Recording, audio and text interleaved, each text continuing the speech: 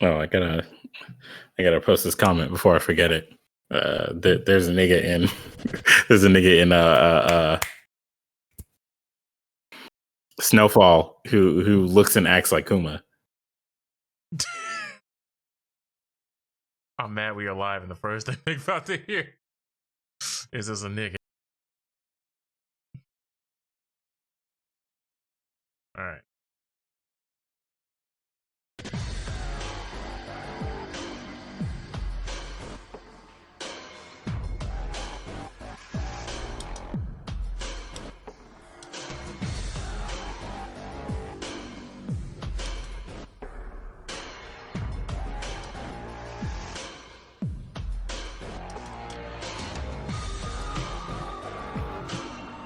Bro, the Fresh and Fit podcast is on another level when it comes to their ability to gain the clout. Andrew Tate versus Eliza, the 7-player throat goat. All right, 7 basketball player throat goat.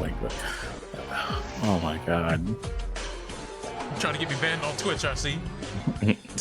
Nah, I'm trying to get myself banned. You saw that what No More Heroes did to me. How unfortunate.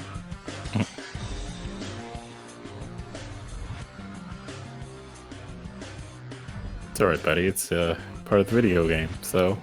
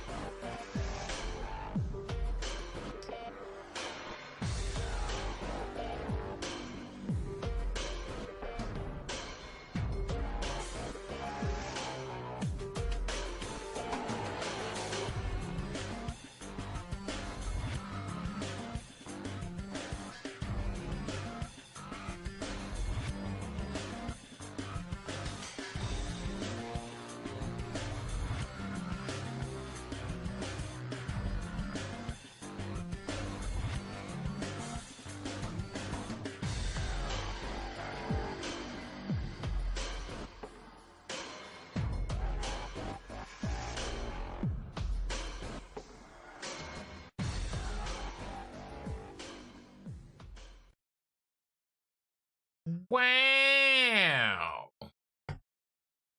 I did not expect to see that at my location. Hello, ladies and gentlemen, boys and girls, gamers and gamettes, and everybody in between. Y'all know what the deal is because y'all already know the spiel. Welcome to yet another episode of the Clout.Wav podcast. And yes, you know what episode this is. You've requested it. We invested in it. It's time for the con story episode. Now, some of them we had to omit. Some of them have details that we are not allowed to disclose. So we've got it down to the select few that we are allowed to let the tale of the tape be told. But once again, I didn't come alone. I did not come without the greatest host of all time, the main man, Subtle Fraudulence. How you doing there, bud? Well. The time has come, and so have I, buddy. I'm doing all right. Is that really where you want to hang your cap? Is that's really what you want to go with that? The time has come, and so have you. That's what you're doing.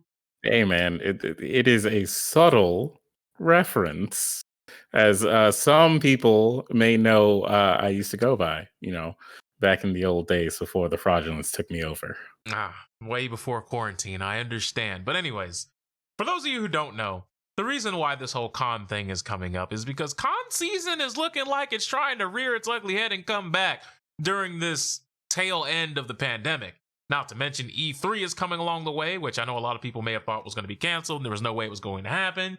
But as you know, when you're a multi-billion-dollar industry, you find a way to make things happen. So E3 will be coming to us middle of June, same standard time as we all are accustomed to.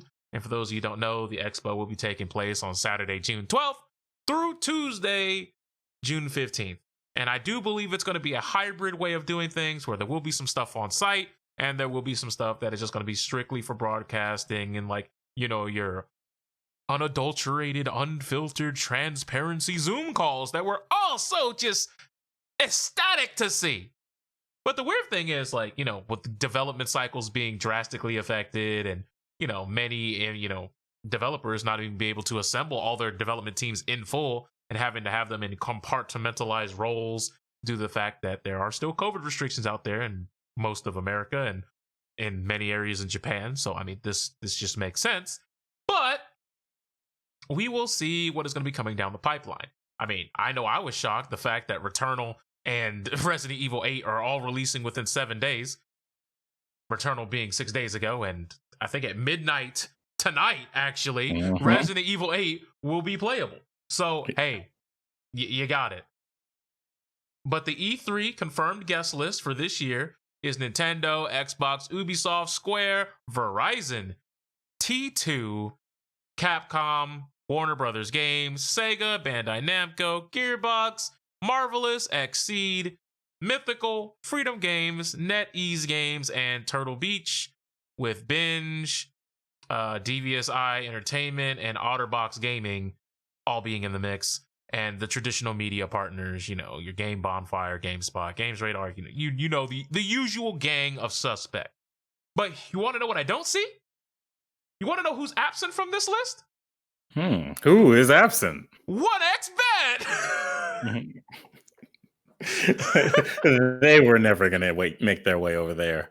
Hey man, that doesn't mean that they won't be trying. But anyways, I don't know if you guys have anything that you guys are looking specifically forward to seeing at E3. I don't care. I'm going into that so blind this year. I literally don't know anything coming on the horizon. I have literally been so ignorant, just playing games on my own.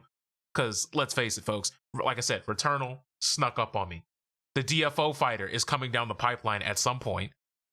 Yeah. So, like I said, if the thief class is in DFO, I'm playing the game. If that character is not in the game, I'm not playing the game. How can I rob people without actually being the thief class? That character needs to be built on gimmicks and robbery. But I digress. Pushing back forward to the mainstream things. We know that AWA says that they're happening. There are various other cons across the nation who are stroking their chin thinking, wait, maybe it's the time. Maybe we come out in the fall, Q3, Q4, hit some winter time up and bring conventions back. As you know, the vaccination rates, at least in this country, are starting to get above the 60% threshold. So it's going to be very interesting to see which one of these cons opens first. And by opens first, I mean the big ones. And will they have a huge, major drop off in attendance to where they're basically bleeding money by just trying to host it? Or if it goes well, or if people have been so just absolutely craving the human nature of being in a big group that they break attendance records. Personally, it could go either way. But I do think fear wins out in the end. But there's also the fear of missing out. Like, there's not going to be too many chances for you to come back to the first big con after COVID. So it'll be interesting to see if they do hybrid things or if everything's going to be fully available for the public, or if they're going to need to see your vaccination card, or if they don't care about that, you just got to wear a mask and you'll be fine. Although we already know, we've already seen cosplayers on the internet complaining about, what if the mask ruins my cosplay? Like, people care more about their looks than they care about actually, protecting people. But once again, should we be shocked there? Should we? I didn't think so, people. But what are your thoughts? What do you think we're looking at? Well, so you mentioned AWA, but let's not forget, Dragon Con has not faltered yet. They're like, no, guys, this year we will not give you that web-only nonsense. We're going to give you a real event. By God, we will do whatever we can to give you like a human in-person event for Dragon Con. And yeah, I'm in the same boat of there are going to be a lot of people who are just kind of like, even though I'm vaccinated, or hey, I don't believe there'll be enough vaccinated people there, so I'm just gonna sit this one out. I'm gonna stay at home, whatever. But there are quite a few people who are just sitting at home who are just like, I need it, man. I I really need another one. Like, please, Dragon Con's happening. I'll find my way there. All right. $2,000. I'll find my way there. All right. So here's the thing. Do you know what the 5-day pass is? Do you know how much it costs? $200. Nope. They even Dragon Con realizes they have to chop that price down. It's only $115. I know some of y'all may be saying only. The fuck do you mean only? Every other con is like $40, $60, $70 at most. Dragon Con is a different beast. Okay, that's a whole different breed of convention. Okay, that convention has its own parade. It literally contains 6-7 different hotels within its network. It has 2 entire venue halls that are separate from the hotels. The whole block is just Dragon Con in the middle of Atlanta. Oh, you planned on going somewhere? You planned on driving around here? Nah, that's dead. During Dragon Con week, you better either A, catch an Uber, or you better get your bicycle or your walking shoes on. Because otherwise, you ain't going to work. And if you make it to work, you ain't getting home. I guarantee you that. That's over too. Because, I mean, let's face it, folks. Who remembers a certain Dragon Con where a specific Florida State team got absolutely demolished, dismantled in the Chick-fil-A game by the Alabama Crimson Tide, and then all of a sudden a Florida State fan got so mad at the ass whooping that in the middle of the game, they decided in their hotel room, watching it on TV, they were going to chuck a chair out of their hotel room and it hit a pedestrian.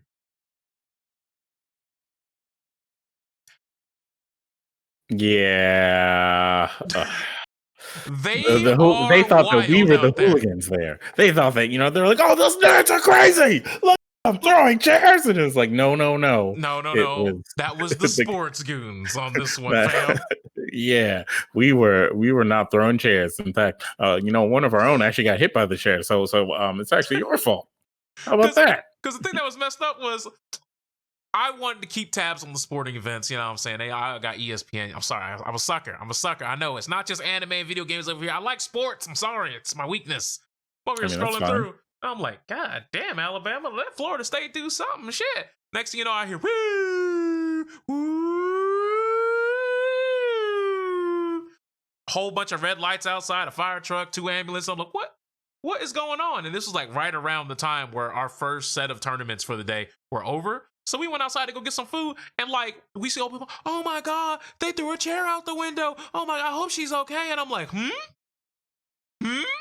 Yeah, man, they got upset at the sports bar on the near the top floor, and they just chucked the chair out the window. And I'm like, all right, y'all have clearly you've lost me now.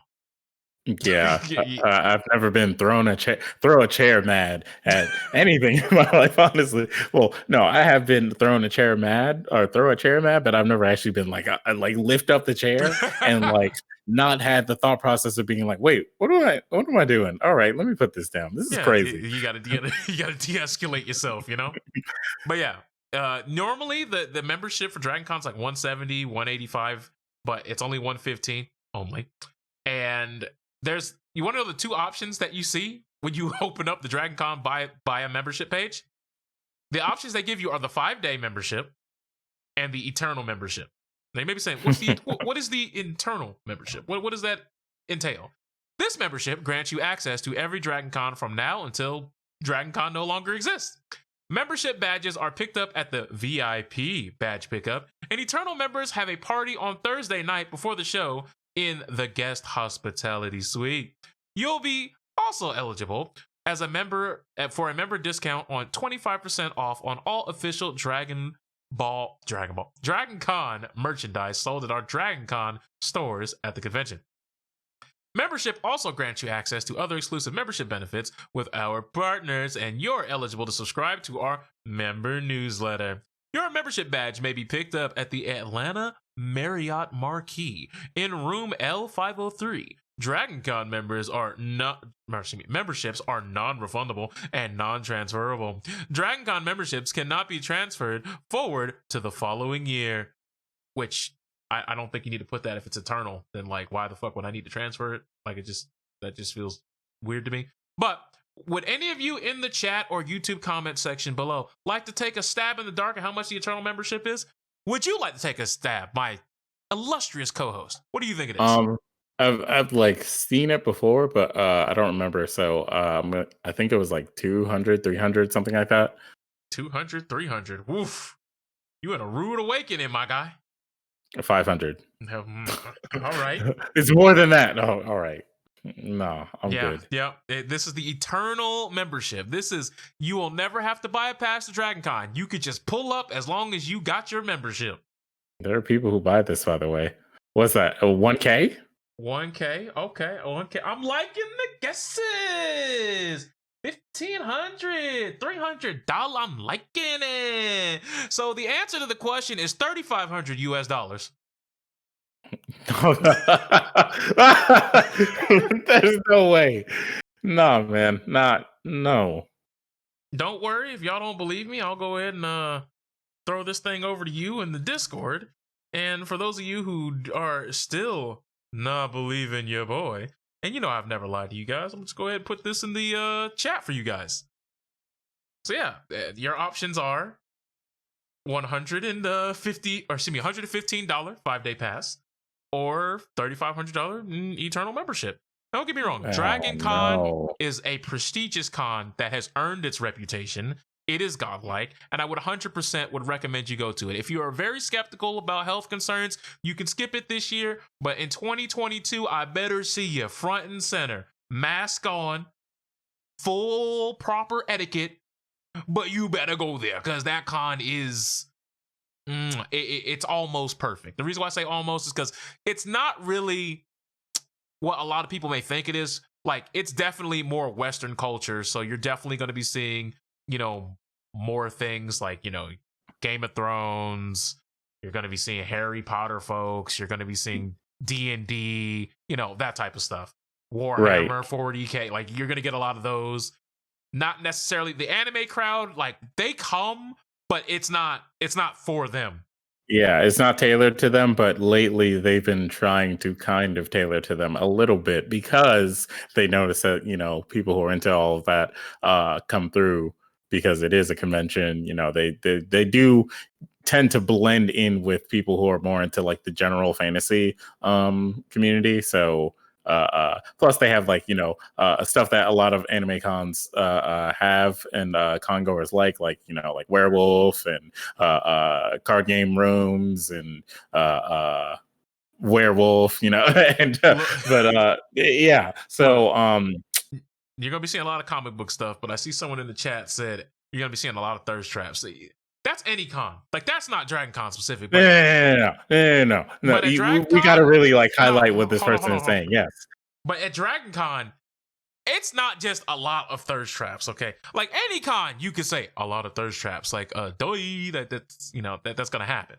But Dragon Con is an adult con. So, like, Dragon Con allows people to put on their costumes like that and stuff. I would say mostly at night, but you can get away with a lot of the more like risque costumes. So, like, there are some things at panels where you could just grab drinks there at the panel. Like, oh yeah, like that is Turnt Con. Like, I forget which of the hotels. I want to say it's the one that's connected to the Marriott, the one that has like that nightclub lounge, the one that like you go up to the rooftop, but it's an indoor rooftop. That is the Marriott. Okay, that is the Marriott. What's the one that's connected to? I don't remember the name, but like I know the Marriott is the one where most people go to. All right, well, we know that place, and then there was that one dude who's like, "Yeah, I'm gonna jump off," and I'm like, "All right." I feel like this probably happens at least once every year. Then somebody pulled the fire alarm, and I was like, "All right," you know, it was only a matter of time. Alcohol, you say? Stupid decisions, you say? Wow, those go hand in hand, old chap. Especially at conventions. But hey, you know, like I said, Dragon Con, I have nothing disparaging to say about it. It's just that if you want that lifetime membership, like Dragon Con, I believe has enough credentials where it's going to have staying power. So it's going to be around for at least another 30 years. Now, the thing is about a lifetime membership, you're only really saving money if you go to 35 Dragon Cons. Right. And most people who are going to be able to afford anything in the 3500s are going to be at least 20 when they first buy it. So, or maybe they're, it's not transferable, so it's not like you could pass it down to your children.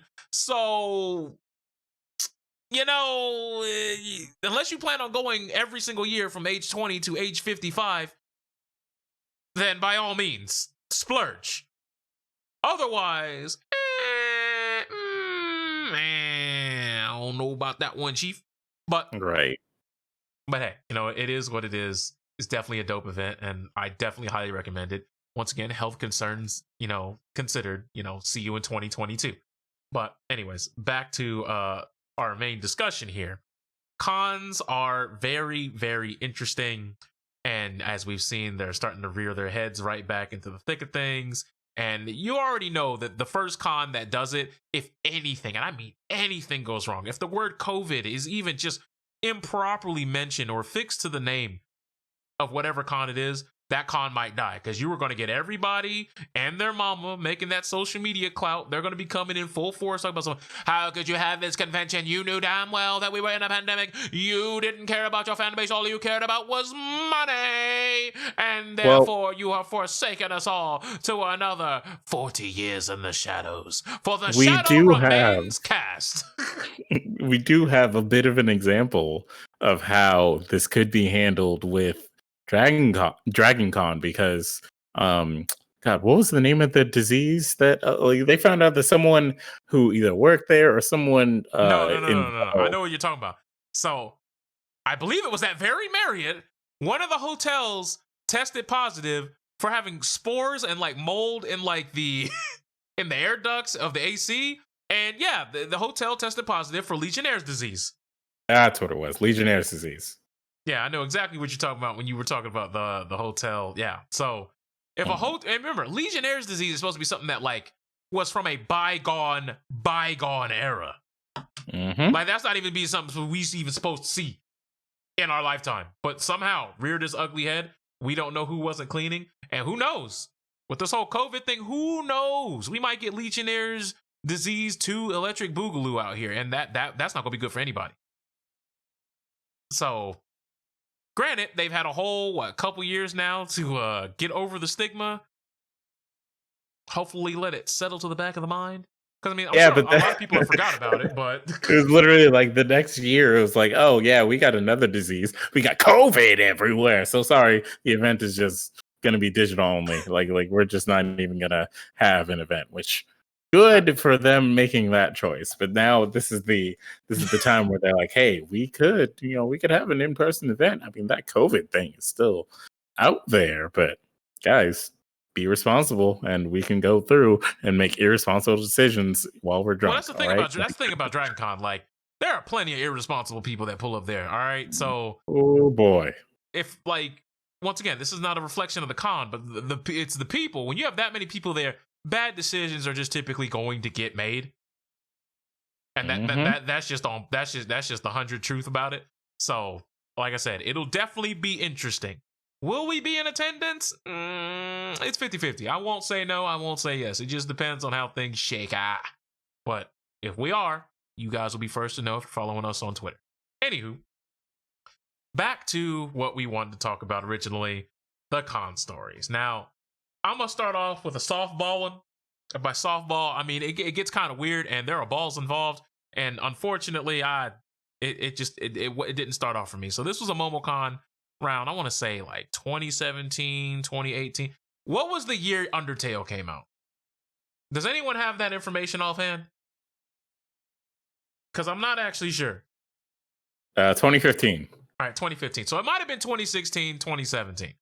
Anywho's, Undertale, you guys know the character. You guys can see him on the screen right now. Sans over there on the right-hand side of your screen. Well, there was a Sans cosplayer, and he was just standing there. I don't know if he was eating a taco or a burrito, but he was definitely eating something that had meat, cheese, and a tortilla. And he just had his little head, took it off, had it under here, and was with his little flip-flop sandals or slippers on, and he looks at me. He just gives me this like side-eye kind of look. Not like he wanted beef, but like, yeah, you know what's going on. And I'm like, no, why is he looking at me like that, man? I don't understand. And then he like does this thing where he like motions his head like, come this way if you want to see something. And he just puts his helmet on, walks past this sectioned off area that's sectioned off by like, the line ropes where it keeps people in line. Like you see them at, hotels, airports, the little Velcro things with the big sticks, and they all go around and you just form a line in them. So the crowd control things, if you will. And there was a door that had like some caution tape, just like right across the doorknob. He opens it, he looks left, he looks right, turns around, looks left, looks right again, and backs into the door. This whole time I'm observing this, I'm like, all right, I have to know. Curiosity is clearly about to kill this cool cat. So I walk over there. I look left and right like, all right, I'm gotta mentally prepare myself. I might be seeing some shit. Open the door, and there's like this, like, I want to say it's a room no bigger than the room I'm in. So it's probably about, 12 by 15, maybe like 130 square feet, something like that. We get in there. I peek in there. Sans is sitting there with his pants down and his helmet off, back to eating the burrito. And there's like 4 other like fursuiters and like Undertale cosplayers just like giving each other the guac 25,000. And that's when I just said, all right, we are shutting the door. I wish I could just microwave my brain and bleach my eyes. And I walked away from that a survivor. Now, something like that's going on during the COVID games. Nah, bro, somebody's about to cough up a lung. That's how you about to catch something. All right. Oh boy! Yeah. Oh man, that is the fear. That is the fear right there. Like, imagine not being vaccinated. All of a sudden, you over here giving somebody the guacamole, and the next thing you know, I can't breathe. Help me! Like, you don't want to be given the guwap 10,000, and that's how you get it. Like, come on, that's just it could happen. It probably has happened. All right, that's not how you want to spend your convention time. Okay, it's not. That is a quick way to end up in what we like to call the losers bracket. You don't want to be there. Trust me. I've been there in tournament. You don't want to go there in real life. Trust me. Trust me. Now, last week on the podcast, we alluded to a certain person, a certain character named Dom, and how our boy, my favorite co-host of all time, Subtle Fraudulence, was almost stabbed in his sleep. It's not funny, but it's funny because we moved past it and we could talk about it. But right. Do you want to take this one? Or do you want me to set up how we met up? Because I believe you got there the next day. You had no idea about the first day. We did talk. We did talk about like meeting him and all of that stuff on that other podcast. Like we did break down the basics of we broke down the basics. We broke down the basics, but we didn't get into the nitty gritty of how. Did we get into how the meeting was set up? Talking about John and like his boy, and like John being like, yeah, I got a boy. He's coming into my own. Yeah, you talked about all that. Okay. So have we talked about the shower and then my man being like, I guess John's getting ahead right now. Did we talk about that? No, we talked about Cass. Okay, we talked about Cass, but we talked about him saying John and showing up to the wrong hotel twice. Did we mention that? No, we didn't talk about that. We didn't talk about that. We saved that for today, ladies and gentlemen. All right. So for those of you who don't know, let me give you the speed run.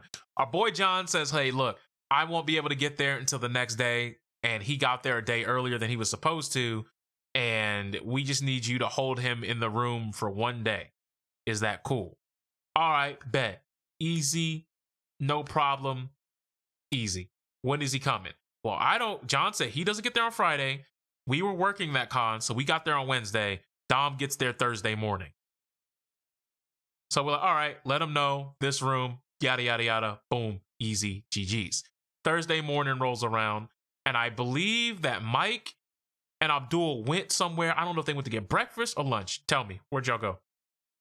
I think we went to go get lunch at that point. All right, so you guys, once again, you knew that his boy was coming, but you had no idea what his boy looked like because I didn't. So That's when John finds me. It's like 11 a.m. Nah, hold on. Okay. Let's get this clear. We did not know that his boy was coming to our room at that time or whatever. Like you knew because he told you, but we weren't around you around the time that he Okay, told so the only you. people who knew at that point were me and Cardis. Got it. You and Cottis, yeah. That's So why we were no, hella me, confused when we get to the room. yeah, me and Cardis. So I think John found Cardis and said, "Hey man, this is Don. Can we run up to the room?" And Cardis was just gonna be like, "All right, cool." Gives him the room key. So they go up to the room, and I guess John was like, "Yeah, put your stuff down here, yada yada yada yada." And then John had to run an errand because either he had to get a prop for his sword or something, or he had to drop his sword off for his Dante cosplay. So my man pieced out. My man left.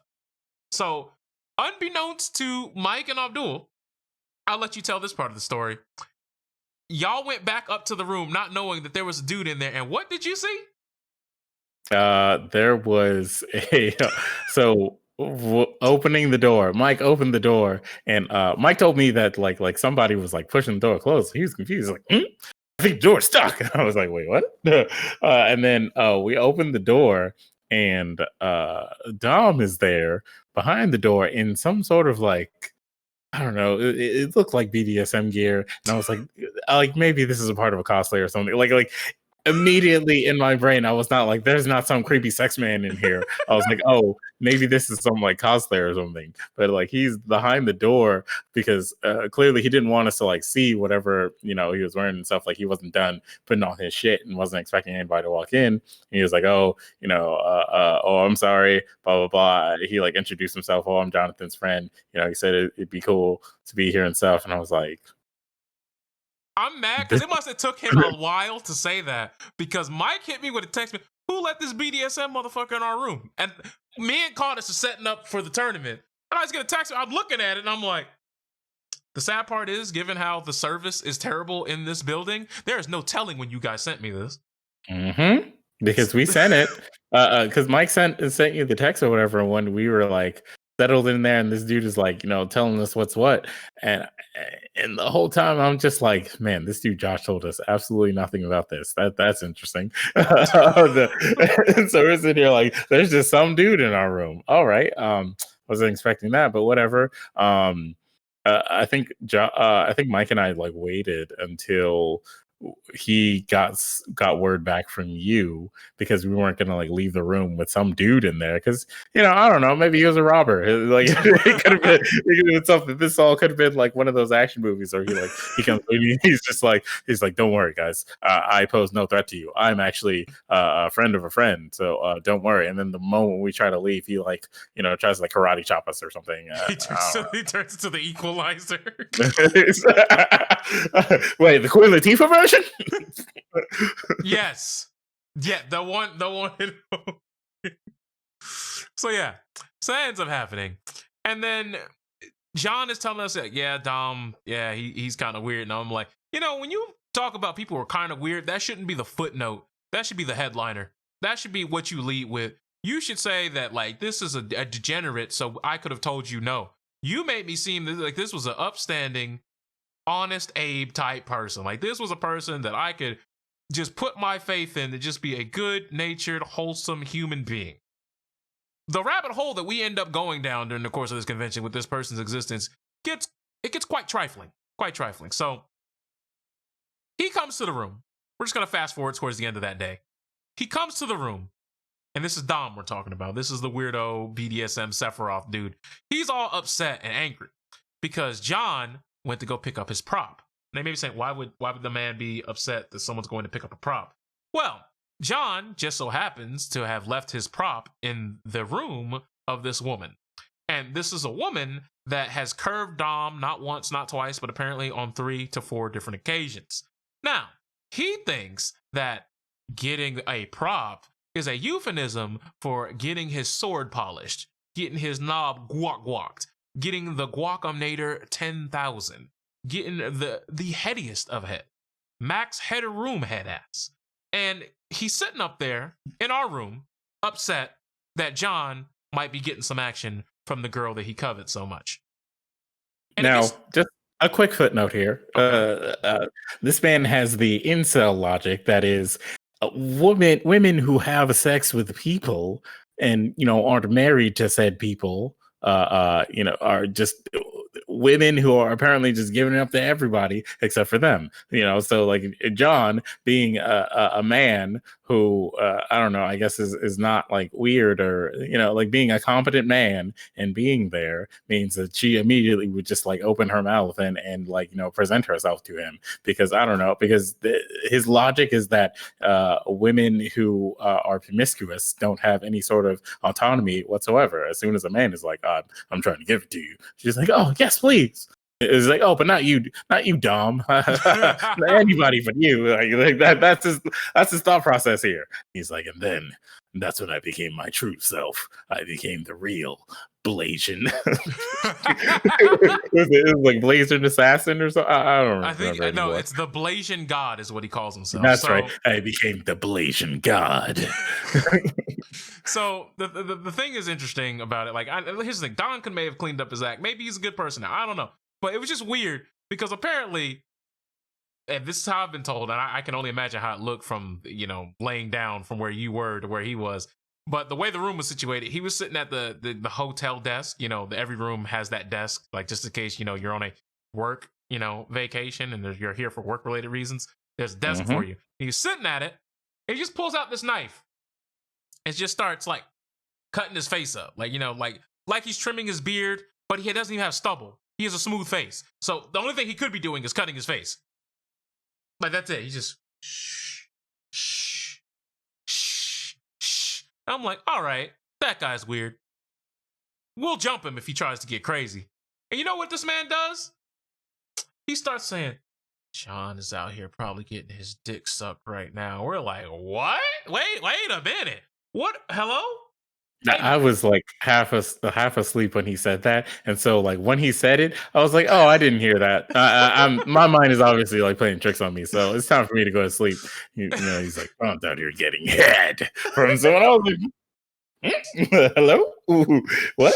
So at that point, he goes, "All right, man." I'm like, "Hey, bro, what's wrong with you, bro? Like, what are you talking about?" He says, "John said he wanted to go to Cass's room." Once again, I don't know who this woman is at this point in my time.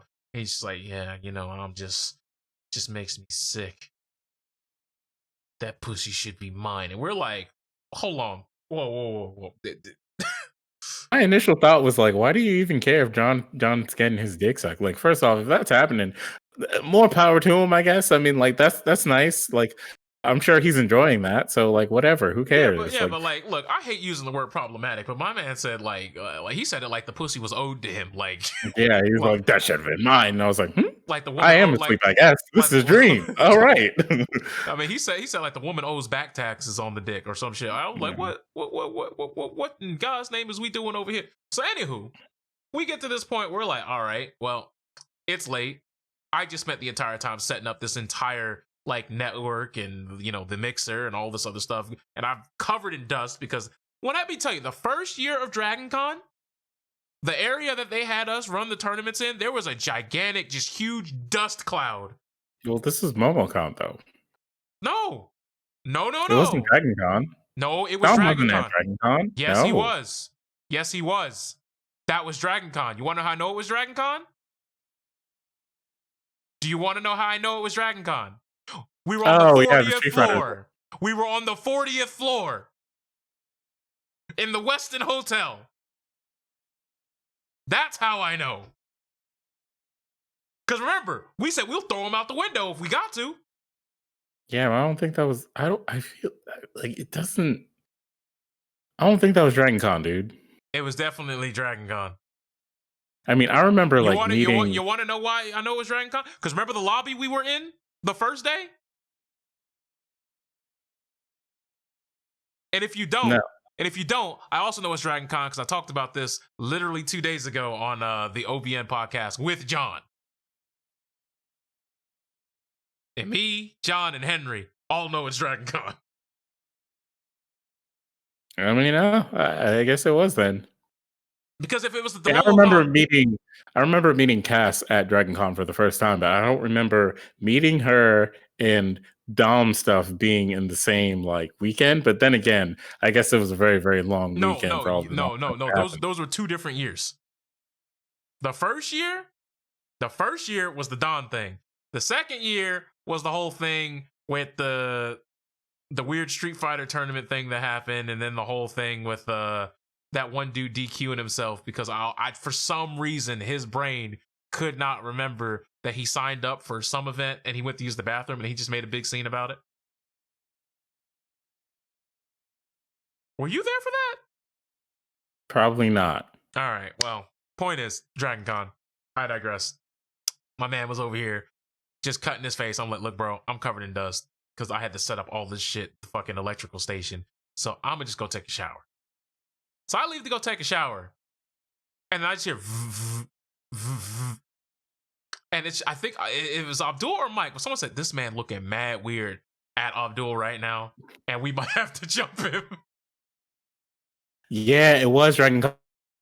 Because Leo and Alvin were there, and Leo and Alvin were in a different room, and like because we had multiple rooms. Leo and Alvin were there, and this dude was like telling his manifesto, like he was just reciting his manifesto while like doing this with his knife, and I was just kind of like, I don't know where the fuck this dude is doing in the corner, but I'm going to sleep.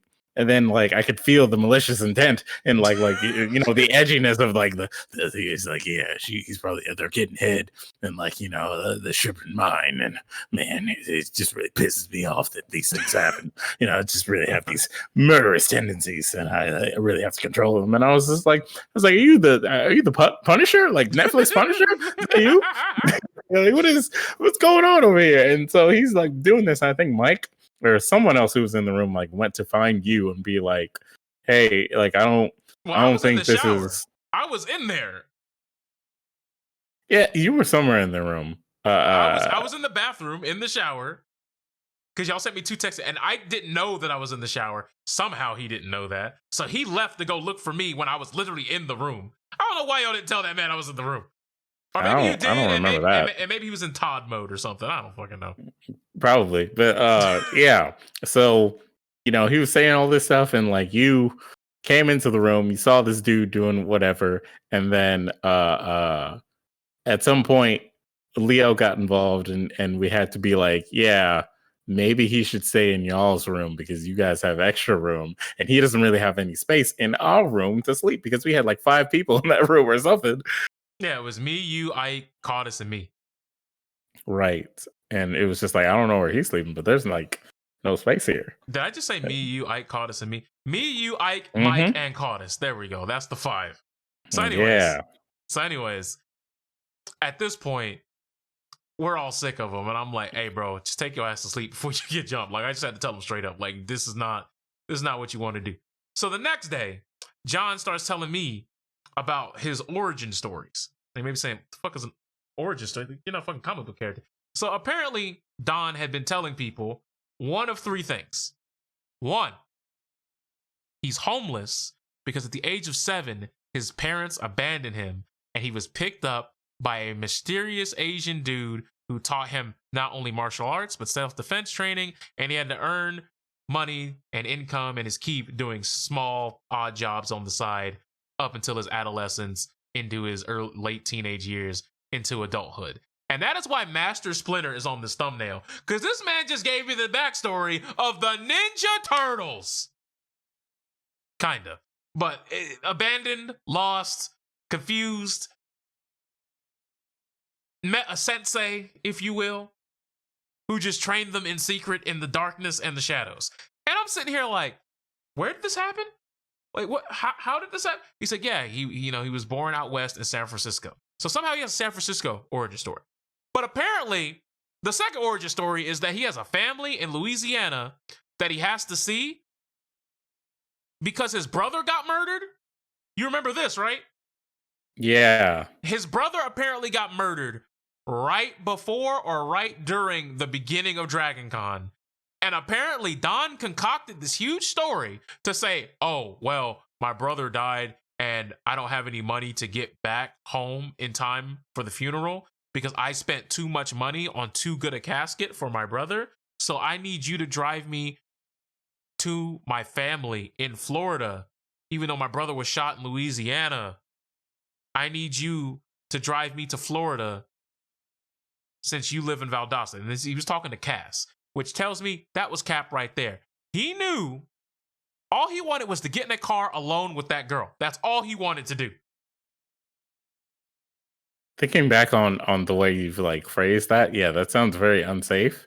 And it sounds like she made the right decision avoiding that ever happening because yeah, he was a little too eager for that. I mean, at the time I wasn't like fully aware because like Jonathan told most of this stuff to you, and so you told me some of it but not like all of it until like later until like probably like Sunday or something. So by the time I knew like the whole thing and that he was like obsessed with like getting in the car with her and whatnot, it was just kind of like she had already like rejected him and that was already not happening. So Yeah, and I believe it was either Cass or John. One of them had to come out of pocket and spend like $30 on a Greyhound bus ticket to get him wherever the fuck.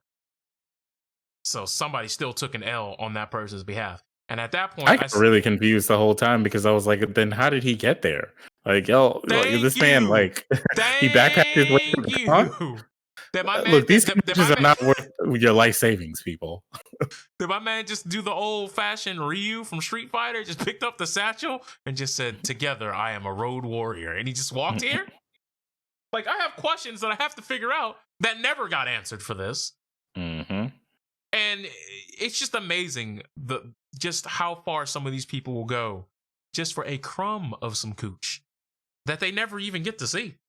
Yeah. Because remember, the second time Don got cut by Cass was even more hilarious. Now you may be saying, do you not remember that? Does this sound familiar? Don walked into her room because for some reason she leaves her door unlocked. Henry said it was a huge problem. But Don's in the room. And apparently Cass is getting her back blown out by some other dude in the bathroom. And then Don walks to the door and goes, Are you guys okay in there? Talk about down colossal. Downright down infinite. Yeah, you told that one last time, and I have nothing new to say on that other than look, whenever you're in that situation, like you know if she's not interested, like you really do know, whatever instinct you have exactly. is telling you, and so just trust it. Just be like, you know what, I'll do something else. Exactly, and this dude's just down horrific, and it's just like, come on, man, y'all.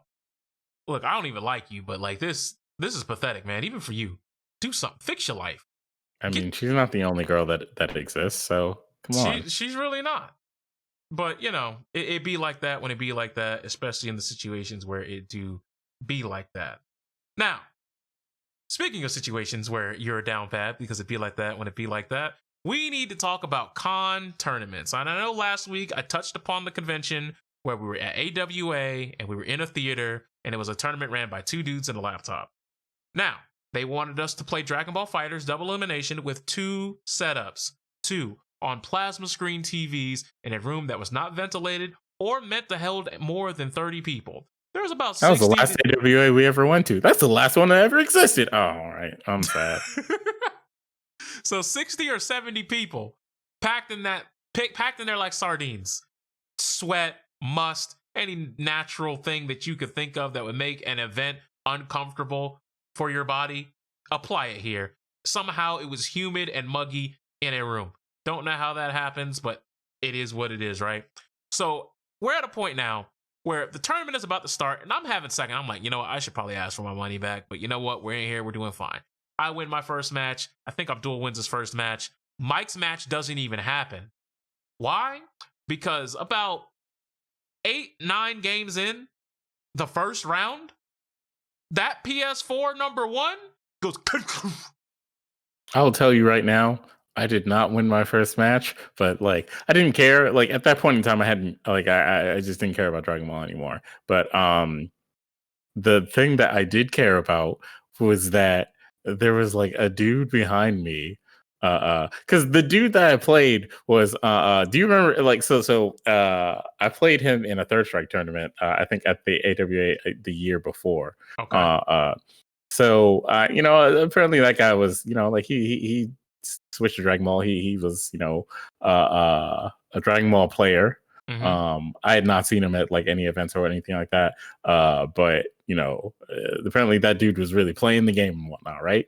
I think he hit me once, and like his boy was behind me. Like he started hitting me with some like flashy blue Goku combo, or whatever. He's like, let's go, Monty! Oh fuck yeah, Monty!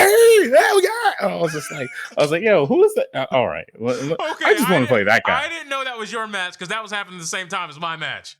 Yeah, because I was like really irritated at that point in time. I just kept hearing this dude go, I was like, what is going on back there? Because at that point, I didn't even want to play. And then this dude's like, let's go, Monty! And like he had been like yelling all kinds of other shit like throughout the day. Like that dude was just like loud in general, and like he was like loud. Because the other dude he was yelling for was that little kid that was bodying some dude. He's like, the kid, I get little boy.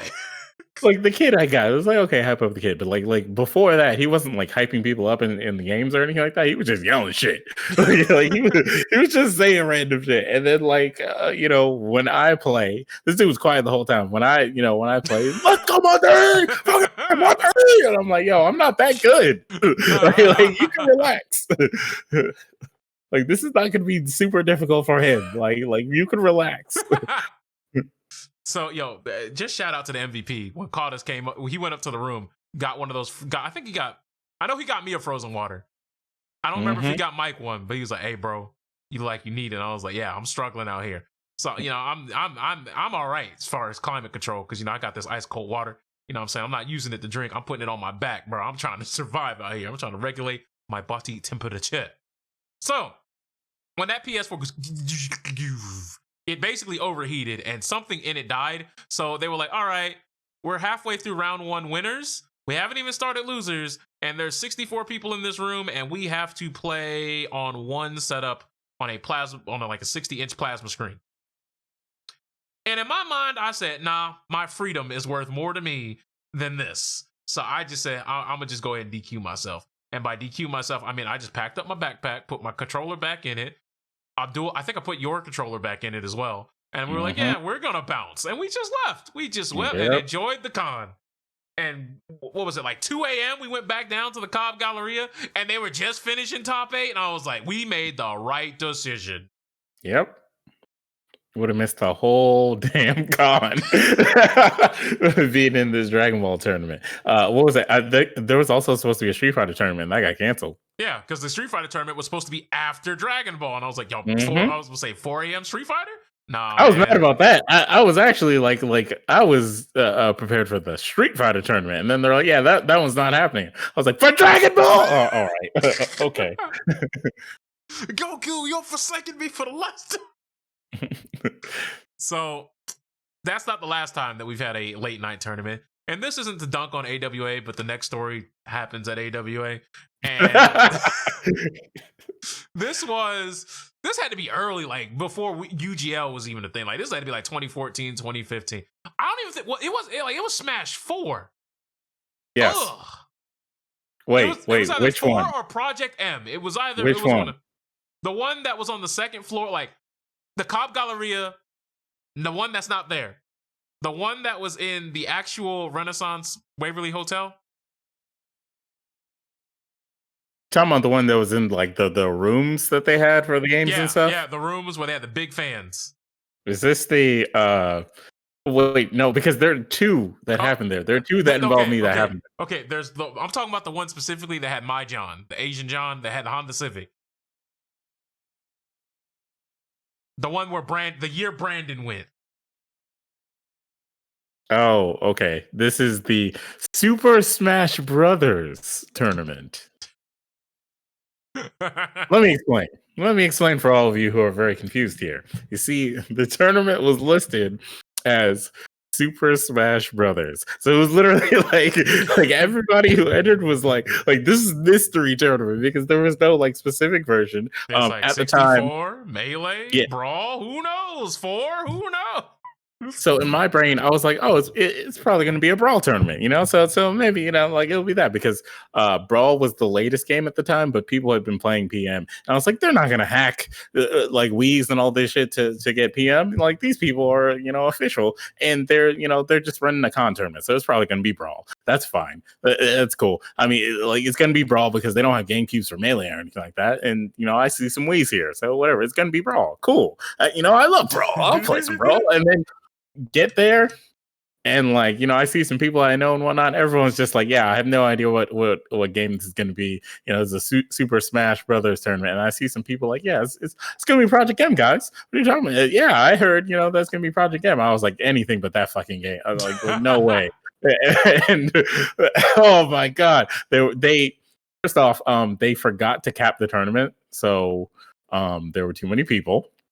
Second off, once they finally figured out how to like get the bracket situated and how to deal with you know, the tournament not being capped, or what was it? It was either not being capped or it was supposed to be a 64 cap, and someone forgot. And someone didn't notice that they were already capped, and then just kept signing people in anyways. And so that became like an argument between the people who ran the tournament. Who, by the way, oh, those people were fine. Like they were all like really nice people. I think the woman who was like helming the operation there, she was a very, very like nice lady who like seemed to be very, very stressed by the whole situation, which I understood. I like understood immediately. I saw a look on her face, and I was like, yeah, I'm sorry. But like they announced that it was going to be a Project M tournament, and I was like, oh, I don't even play.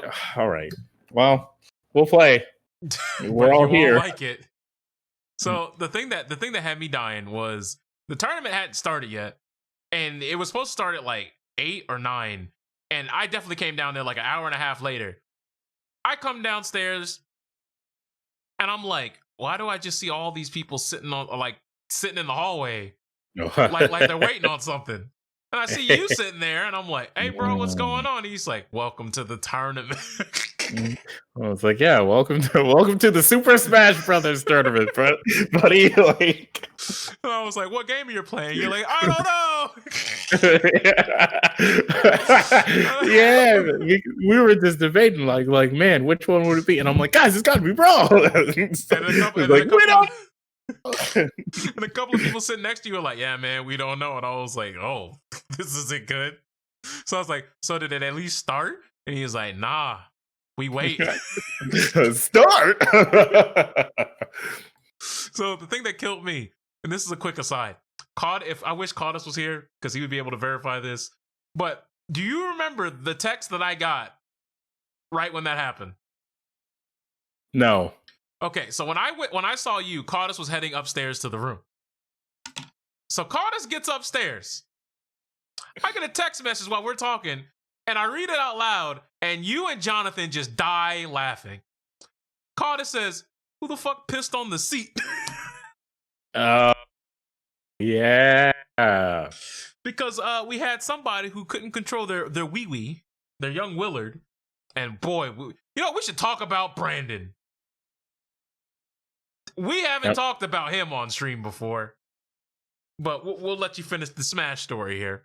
But yeah, I mean, so the rest of the story is basically that so it was a Project M tournament. Mm-hmm. Like, I mean, first off, this was like the first time that it really like dawned on me that Smash was not like because, you know, Brawl was my first game. You know, I was cultivated through the Smash scene, so to speak. And so I knew a lot of Smash players. I knew a lot of the like Georgia Brawl players. I like knew who they were and stuff like that. You know, seen them in a lot of tournaments and shit, right? This is when it really like occurred to me that like younger kids are like the new Smash like default here. And so there are all these like younger kids who are like, yeah, oh my god, I love Project M. That game is great. And I was like, oh no. Yeah. My whole brain was just kind of like, oh no. You know, I was thinking I was gonna get some like, you know, simple stuff here. I was gonna play some Brawl and it was gonna be nice and it was gonna be interesting. Nah, bro, you getting cooked. I got Project M. I hated that game, by the way. Like I legitimately hated that game because I was like, you guys could just play Melee, you know? Like it's a better game than this, anyways. Like you could just play Melee. It's like, no, we want Brawl to be more like Melee, and I'm like, but it's not. Like that sort of thing. But like the whole time, I was just trying to be like really positive. And the whole time I was there, I was like, well, I heard that Ike is good in this version. I've seen that he can like jump out of his quick draw and stuff. So like, hey, yeah, at least there's that. And I did play Melee, so I know some things. It will totally be fine. And then I played my first match, and like there was just like there was just like a lot of weird, like a weird weight to the game. And like I don't know, it was not great. It was not fun. The person I played against knew how to play PM. Like they were clearly like practicing PM and stuff. I had not. I had not been doing that. This man got ambushed. Nah, I was playing Brawl at the time. Brawl. This man got blindsided, bro. So yeah, that tournament was just not fun. A friend of mine who was there with me and was playing with me also was just kind of like, I thought this was going to be a Brawl tournament. And he took it on the chin, and he tried, and like we tried, and it was just like, it's like, this is a very miserable experience for various reasons. And so that tournament, it was just kind of like that. It became whatever. I lost my first match. I think I won another match and then lost again, or I just left. I was just kind of like, I think I heard something about like the rave, or there was like a party or something, and I was just like, you know what, screw this. I don't care anymore. I'm just gonna leave. Yo, do you remember same year they had the Exit tournament, and we went in there, and like this was like when Sign like was finished with any DLC that it was going to get. Like this was right before Revelator came out, and Sign, and they had 2 Sign setups, and both them things was on day 1, no patch, nothing. Elfelt was just running around kidnapping folks. No. So that's when I believe it was Bolt's friend, I forget his name, Ling, dude with the glasses. Yeah, him and his boys like, oh, we got a bunch of setups, and they just left. They just left, got 5 different setups, and brought them. That's right. Oh, yeah. That was, oh my God, that's community effort right there. Yeah, that was truly community. They said, don't worry, AWA, got you. They ran the tournament themselves. Like also at the time, those were like this. That was basically the same group of people who were going to Gwinnett Brawl and playing in the Exer tournaments at Gwinnett Brawl, and they did the exact same thing there. They would show up, and then they would run their tournament themselves, and then when they're done, they're like, "Yeah, we're finished, guys," and then maybe they'd hang out for a little bit, or they just go home. And it's like, "Well, great tournament, guys. Next week, see you next month." There's some, it's not a bad thing. Just have a community that's tight knit. You love to see it. So exactly. So this brings us to the next one, where I believe the same convention kidnapped your soul with Smash 4. So you want to talk about that one? Okay. Mr. Smash I'm a DQ 4, and take 9th. The Smash 4. No, I didn't DQ. Smash 4 had just come out around that time. Like Smash 4 was fresh around that time. So I've been playing Smash 4 for a good bit. And this tournament happened, but the tournament took for fucking ever. I don't remember why. I think like it was either the way that it was ran or the systems and stuff. Like I think they were very new to the game because the game was also pretty new. So we tried to help them run the tournament and everything. But yeah. So I played through this tournament. Everybody was like sitting here like rushing me and like waiting on me and stuff. They're like, yeah, there's this party I want to get to, this and that. A friend of mine who was in the tournament was like, I really actually like heard about this mixer that I wanted to like check out. And I was like, oh, that sounds really fun. Everybody's telling me about all these fun things that are about to happen. Yep. And like we had 2 fun panels. There was a party that we went to for a while, and we were like, come on, man, you coming? Bro, we tried to get you to go, man. Hey man, are you coming? It's like I'm still in the tournament, man. I literally got this close to top 8, and like I was in winners, and then I played Neo X, who I think he changed his name to something else. I haven't seen him in tournament in like forever, but I think he changed his name to something else now. But yeah, this is basically someone who was like my demon at the time, playing a character who was like my demon at the time. And so it's just like, oh, Rosalina, I don't know what to do. Oh no, Smash 4 was not super fresh. Roy was out at that time, and I was like one of 2 Roy players, like in the world, I guess. I don't know. People were like, Roy is bad in Smash 4, and I was like, no, he's not, but whatever. And so I was playing Roy at the time, and I played against Neo X, and I lost to him in a really close set in winners. And then everyone else showed up and was just like, yeah, man, we're all having a real good time out here, man. Are you done yet? And I was just like, nah, man, 3 more games. And I was like, yeah, it's like yeah. So I got to my 9th place match, and it was this Luigi player. Before you talk about this, there's one thing that you're forgetting because it's detail I found hilarious. Because we were there at the start of the tournament, and there was this chick that was talking mad cash money shit. That's right. That was this tournament. Okay. Okay. There was 2 people at this tournament that really made me like that I was like, I want to play either of them. There was a girl there who was like super loud. She's like, yeah, I'm really good at this game. I could beat everyone who was here. And I was like, and she had backup dancers, bro. She had 3 dudes who was like, yeah, that's right. Which certified. Like, I was like, what? I was like, I don't know the Smash scene. So maybe she really about that life. Maybe she out here about to mix and cook everybody in this bracket. I had never seen that girl in my entire life, and I'd been to like a lot of Smash tournaments at the time, so I had never seen that girl in the Georgia team. I was like, oh, well, maybe she's from somewhere else, or maybe she's like, like, oh, maybe she can cook. I thought she was a world traveler, you know what I'm saying? And then, but these 3 dudes were just like, yeah, that's right. She about to serve all you, and like getting like real loud and abrasive, and I'm just like, who? What? This what Smash is about? This is Smash, right? But then there was a crew of dudes who like were like talking all kinds of shit and like being like mad hype and stuff like that. Like being like real like kind of like goonish.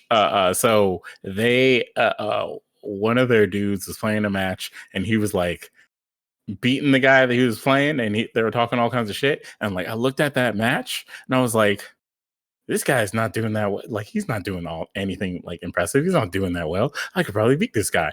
I want to get this guy in tournament. I want to play him. I want to beat him. And like my friend who I was there with also was like, I just really want to beat that guy. Like, and I was like, oh man, you're feeling my energy right now. He's like, I just want to play that guy. Neither of us got to play that dude. He got out of the tournament before we even got close, to like getting an opportunity to like be so you wanted to play him more. So right after he and the girl both lost their winners matches, Abdul got called up. We watched him play his match, and that's when we left to go enjoy all the other stuff that he didn't get to enjoy. Sorry, man. Sorry. So played my first match. Dude came up there. I picked Lucina, who was not a good character at the time. That man picked Pokemon Trainer. I remember that because he switched to Charizard and it just got rolled. I remember that.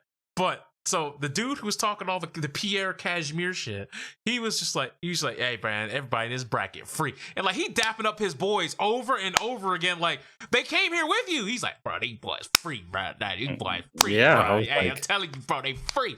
So his next match comes up and he's playing like against like 13-year-old Timmy, just with his little snapback on.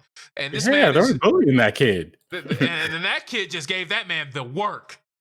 That gave that man the whole corporation. And all of a sudden his homeboys got real quiet. And I'm like, damn, Timmy, you got sauced by a 13-year-old, man. Hold that. Also, before that, the girl who was talking all kinds of shit, like she was wearing a cosplay, and like her cosplay was nice. She was cute and stuff, and like so I was like, oh, I understand the posse. They're like up her butt, for reasons. And so they want to return on investment. She was like yelling the whole time. She was like, my controller's not working, and all this other like weird, like all these weird Johns. And then she lost, and she like had like a huge fit, and then she left. Like she just straight up left. Yeah, didn't even want to play losing match, just pieced out. This dude was weird. But I'm telling you, during that year, because I think that was 2015, and the reason why it was so weird to me was because MKX had just came out, and they had an MKX like casual setup just in the building, and I was just playing on it. This was like earlier, this is before any of the tournaments. I was playing on it, and it was me and Mike, and we were just doing pass the controller. If you lose, you pass it around. So I'm just sitting here cooking everybody, and like my brain's not even thinking about the fact that I'm just cooking everybody. But it's like whatever. I'm just picking characters. Then this like 14-year-old, she couldn't have been older than 14. And then it was just weird because there was like a group of like 7 dudes who pull up and they go, say, dang, girl, I see you. And then the one dude sat there and said, hey, let me teach you how to play the game. And like, he was next, so he cut the controller. He's like, all right, so what you want to do? What character you want to learn? I'm like, oh, here we go. Oh my God, real quick, because you brought that up. That reminded me of a term. Oh my God. Please do not tell me you're talking about +2 on block where that man said Injustice was like Marvel. Yes! Yes! Oh my God. I went to +2 on block and they had a Marvel tournament. I was like, yes, Marvel versus Capcom 3 for me. Yeah, so I was there. I think I was playing like casuals with Musa at the time, and like I see this kid. This kid is like definitely maybe like a senior in high school. Like he's like 17, 18 at best. And like he's there with this girl, and I was like, oh, I know what the deal is. He's obviously trying to like impress this girl, talk to this girl, whatever, right? He probably like showed up there with the girl, all that stuff, right? And like they walked by the Marvel setup because Injustice 2 was like there were Injustice 2 setups over there too, and some people were playing Injustice 2 also. And so he was like, yeah, Marvel 3 is just like Injustice 2. And I was like, I really wanted to turn around and say something, but I was like, he's just trying to spit game right now. So it's like, I'm not gonna fuck him up because he like do what you gotta do, but please, sir, don't convince this girl that that's the same video game. Like he's like, yeah, they play virtually the same, and I was just like, oh, all right. I was like, all right, man. I was like, I hope she likes you, dude. It's like, if you want, I'll tell her that thank you. I'll tell you thank you for saving me from that car wreck the other day. So that she's like, you did that? It's like, yeah. It's like you don't understand. This guy, me and him, we go way back. Thank you for your sacrifice. It's like, thanks, bro. But anyways, it was weird. It was mad weird because like I don't know how often this happened, but it was like a real creeper vibe. But like, dude was just like, yeah, I'm share the game. And then he was like, put your hands on the controller. So she started playing. Then he put his hands on top of her hands, and I'm like, what the fuck? Yeah, that's really awkward to be next to you. I'm just like, hello, what's going on? And then I just tried to break the mood. I was like, how old are you? Like, I asked her, like, how old are you? She was like 14, and that whole group just dispersed. At least they dispersed. That's true. Because they would have stayed, I would have been like 911. Yeah, I got 5 of them right here. Have you ever like been at a tournament, been with like playing on the casual setup or whatever, and then dude shows up with his girl, and then he's like, yeah, I'm gonna play this game. Watch me, babe. I'm gonna do real well. And then you body him, and like his girl has to see it, and you feel a little bad. Like, have you ever felt bad about that? No, I didn't feel bad because I did that in the MKX tournament at MomoCon. Oh, that's tournament. Tournament's different, bro. Like tournament's different. I sent that man packing. There was what was it? I think it was Seishun Con. It was one of those like smaller cons. But there was a Dragon Ball setup, and I was sitting there and I was like fucking around with the Dragon Ball setup. I think the setup was like, oh my god, this is one of those setups where they didn't patch the game, they didn't have any of the blue coups or anything like that. It was bare day one. Dragon Ball had a point where season 2 was about to like be a thing. Like season 1 was almost over, and they had nothing. And so I'm sitting there, I'm fucking around, I'm trying to remember like a day one stuff in the game, since that's what the setup was. And this guy comes in, he's like, oh yeah, he's like, yeah, babe, I'm really good at this game. And he's like, yo, watch me play. And I was like, no, please don't do this. And then he was hyping himself up to his girl and whatnot. And then he sat down to play me. He's like, what's up, man? I was like, oh, what's up, bro? Like, I was trying to be nice and stuff. He started mashing auto combos and super dash, and I was like, I have to beat you on the principle now. Like what is it? Like in my brain, I was just kind of like, I might let him win. win, to impress his girl or whatever. Like there's no reason for me to like beat him right now. I don't need to beat his ass. And he started mashing auto combos, and I was like, oh no, now I have to. I'm sorry. It's like that dude. It's like actually no, that dude who the Swamp Thing player who we were convinced had the entire persona of a guy who would drop the hard R when he loses at DreamHack. Oh God, yeah. Because he gave his girl his backpack. He says, "All right, time to go get some money." Man pulled out a stick, said, "Let's go to work." That man got washed 3-0 and just started whining and complaining. And I was like, he's like, I tried to clash and it wouldn't let. I was like, I did an unbreakable combo. And he's like, no, you didn't. You can break once the combo says 2 or more. And I'm like, oh, you just didn't hear a fucking thing I just said. Like, it's just the way he said it.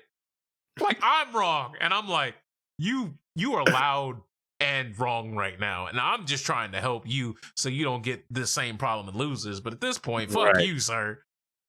And then he just put his pad in his backpack and he just sat down. He's all mad. And his girl was like rubbing his, like trying to rub his hands. Like, it's okay. It's okay. And I'm like, that man is having a mental breakdown. Anyways, 2-0 over here, baby. Anyway, 2-0 over here, right here. All right, cool. And I'm just like, all right, yeah, that's great. I don't know whatever happened to that man, but hopefully he's living life. Hopefully he's doing well. So yeah, what was it? Smash 4 tournament. Okay, played this Luigi real quick. Everybody showed up. They're like, damn, you still in this tournament? And I was just like, wow, like the faith, huh? Anyways, this was like to get into top 8, which was going to be on Sunday. And I thought about it, and I was like, Sunday, huh? Whatever, right? Keep in mind, this tournament is happening on Saturday. Yes. This was Saturday night. This was late Saturday night, and the tournament top 8 was going to be Sunday afternoon. And so mentally, I was defeated. And I was like, I just really want to do fun things. And I played this Luigi player, and like he was hitting me with some gimmicky stuff, and I was like, man, like half of my brain was like not focused on the game anymore, and I was so mad at myself because I was just like, what am I doing? Like, do you ever have that out of body experience where you're like doing something that like you need to like correct, and you're just like, what am I doing right now? And so by the time it really like hit me, I was like one stock away from losing the set to this guy. And like I tried to bring it back and I lost. And I was like, damn. And my friend who was there got mad at me because he's like, you could have beat that guy. And I was like, what? Huh? Oh, I don't know, man. Well, he deserves the top 8 more than me, man. Anyways, yeah, let's go do fun stuff, guys. And like everybody was like, yeah, so you did all of this in this tournament for nothing, man? And I was like, you know what? Don't make this 9th place curse worse. Like, that's the part I was mad about. I said, so you wasted all this time and then ended up throwing in the end. You could have threw hours ago, my God. Nah, man. This is a throwable guy. Remember how you talked about that Injustice tournament where you like entered and you're like, I'm going to throw it to someone who is competent at this game. It's like, nah. Everyone who I played before, besides the winners match that I lost, and then this losers guy, everybody else, it was like, nah, I cannot throw it to these people. I'm sorry. Now, I know we talked about this last week, so I'm going to make it like a 30-second version just in case. So, just in case, if you want the full version, go check out last week's episode 31. But there was a convention where I didn't even want to play. I was like, look, I'm the TO. I just want a tournament organized. I just want to make sure the bracket runs smoothly and we're all good to go. And the tournament only had 15 entrants, and everyone was like, come on, man. Can we just get someone to enter? And I was like, nah, we can't, we don't charge people to enter. I'm not about to just throw names in the bracket. That's silly. That's some amateur shit. And yada, yada, yada. Y'all can find somebody. And they're like, no, man. So then like eventually some staff from the actual convention says, hey, it's all right, it's fine, you can enter. And I said, bro, all right, I'm gonna just throw. Because it looks sus when you're the TO and then you win the tournament. Just looks a little sus. So I was like, all right, I'm gonna just throw, whatever. But I'm gonna throw to someone who's actually somewhat decent at the game. So I watched like the first few rounds. Then it's like round 4. I'm like, you know what? Maybe it's a good time to lose. And and I'm playing this dude who plays Adam and Fate, two of the most annoying characters in the game. But he's a decent Adam. So I was like, all right, 3-1. All right, I lost. I'm in losers. So I'm supposed to play this dude named George. And look, he's a good guy, humble guy, probably one of the best people who play the game, right? But he was one of the people that I sent in the losers because he's homies with a dude that I don't like. And that dude, because his boy was bigging him up the entire tournament, I was like, nah, because I don't like that guy, I'm not going to body your boy. Even though I like your boy, I have to body him because it's fuck you o'clock. Right? So I sent him in the losers. Now, he is clearly the second best player there. He is better than the Fate Adam guy. So I'm in losers. I'm like, all right, when we run it back, I'm going to lose to dude I don't like's friend. And then I'm going to let dude who I don't like challenge Adam Fate Man in grand finals. That's how it was supposed to be. Then Adam Fate guy walks up to me and taps me on the shoulder. He goes, hey man, I got a panel I got to get to at 4:30. So can you just hurry this shit up so I can get my prizes? And in my brain, all I heard was, fuck you, stupid bitch. That's right, bitch, you're not important. You all fucking suck my dick. That's all I heard. So in my mind, I was like, all right, bet, I'm about to hurry this shit up. So then I just picked Bane, and then I just watched the entirety of everybody's shit at the fucking tournament. And then I ended up winning just to spite that guy. And I saw the prize he wanted, because this convention is nonprofit, so they're not allowed to give out money. So they give out swag, merchandise, DVDs, jackets, and there was this expensive ass double like reverse Borderlands jacket. I don't care about Borderlands. I don't care about so much. I care so little about Borderlands. I forgot the name of the game, and I had to do all this just now to remember it. And I took the Borderlands jacket. He wanted it just so I could put it on in front of him and be like, at least you can make it to your tournament or whatever the hell you got to do on time now. That was the last thing I ever said to that man. And that's why I have a Borderlands jacket, knowing damn well I don't give a fuck about that game. Never played it.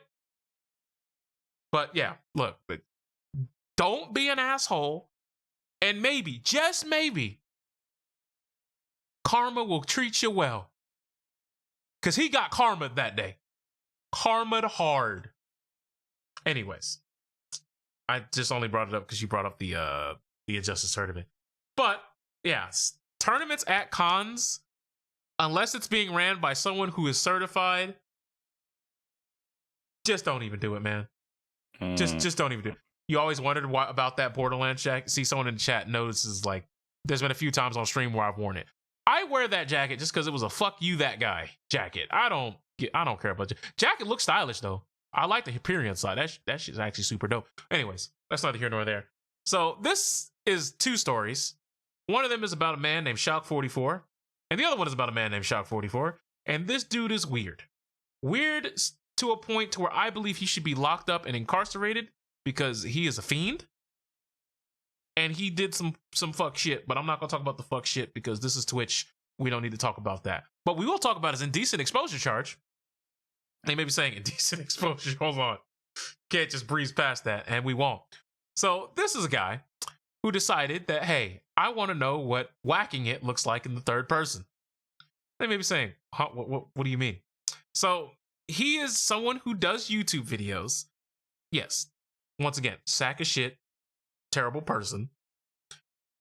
But what he does is he decides, you know, it'd be a good thing to do. I think it'd be a pretty good thing to record myself jacking off. I may be saying, all right, that's weird, but all right, do you? So he could watch it back for science, I guess, or some shit. And I don't know why he decides to be open about these stories, but he's one of those people where he just tells everybody everything and his business all the fucking time. So it's really weird. So we get all this information. We're like, all right, bro, that's hella weird. And he's like, yeah, that's why I can't be near schools. And we're like, I beg your pardon? You can't be near what? You can't live near a school?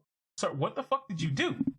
Now, keep in mind, this shit is for high school, and he's much older than me. He's like 30. So, like, at the time we heard about this story, I was probably like, what, 19, 20? He was like 27, so he's already out of college. So what happened was he had a school project. And in the project, he was in a group with 2 or 3 girls, and they had to film a video and do all this other shit, yada yada yada. And he was responsible for putting it together. So when he puts it together, apparently it is on the same tape as the Jerk It video. And this motherfucker played the wrong side of the tape on the VHS display camera on the projector. So imagine you think you're about to get an A on your assignment for this dope thing y'all put together, and it's just some weird dude just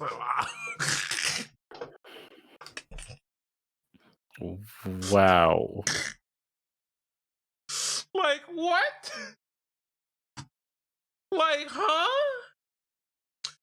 This is the same guy who believes that his cat is afraid of him because for some reason, I don't know, once again, don't know why he told us the story. He decides it would be in his best interest that after whacking it, he was going to pick up his cat. And apparently his member hit his cat in the eye.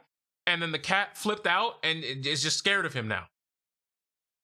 So once again, I don't know why we run into so many weird people on our course of being at cons or on the internet. Bro. We, man. It's you! It's all you! Nah, man. You introduced me to all these weird people, so it's you. I don't know why you keep attracting all these weird people, but then you bring them to me, and I'm like, why? Why throw me into all this, man? You know what? You're right. You're right. I apologize. Me. I know a lot of weird people on the internet. A lot of them. Where do I start? Ah, yes, Alex the Fox. So Alex the Fox, that's an interesting character. That guy is very interesting. And by interesting, What? I mean, wait, What? Oh, you don't know this one? No? Who the Wait. fuck is out? What? Well, okay, this is a new one for you. So some people in my chat, y'all know who this is. This is the guy who was really, really cool with my homeboy Evan a long time ago. Now, I don't know if they're still cool. Didn't ask, don't care. But anyways, we were chopping it up one day, and out of nowhere, my friend Evan decides he's going to make a video on YouTube, way back when you could make reply videos. And the video was, make Sonic great again. It was a Dear Sega video, which is like a 20, 30-minute monologue of him talking about how to make Sonic great again. This is back when we were teenagers. We were young bulls. Like, I was still in high school at this time. This is a long time ago. So this dude decides to like that video, share that video. He was basically like Evan's #1 fan at that point.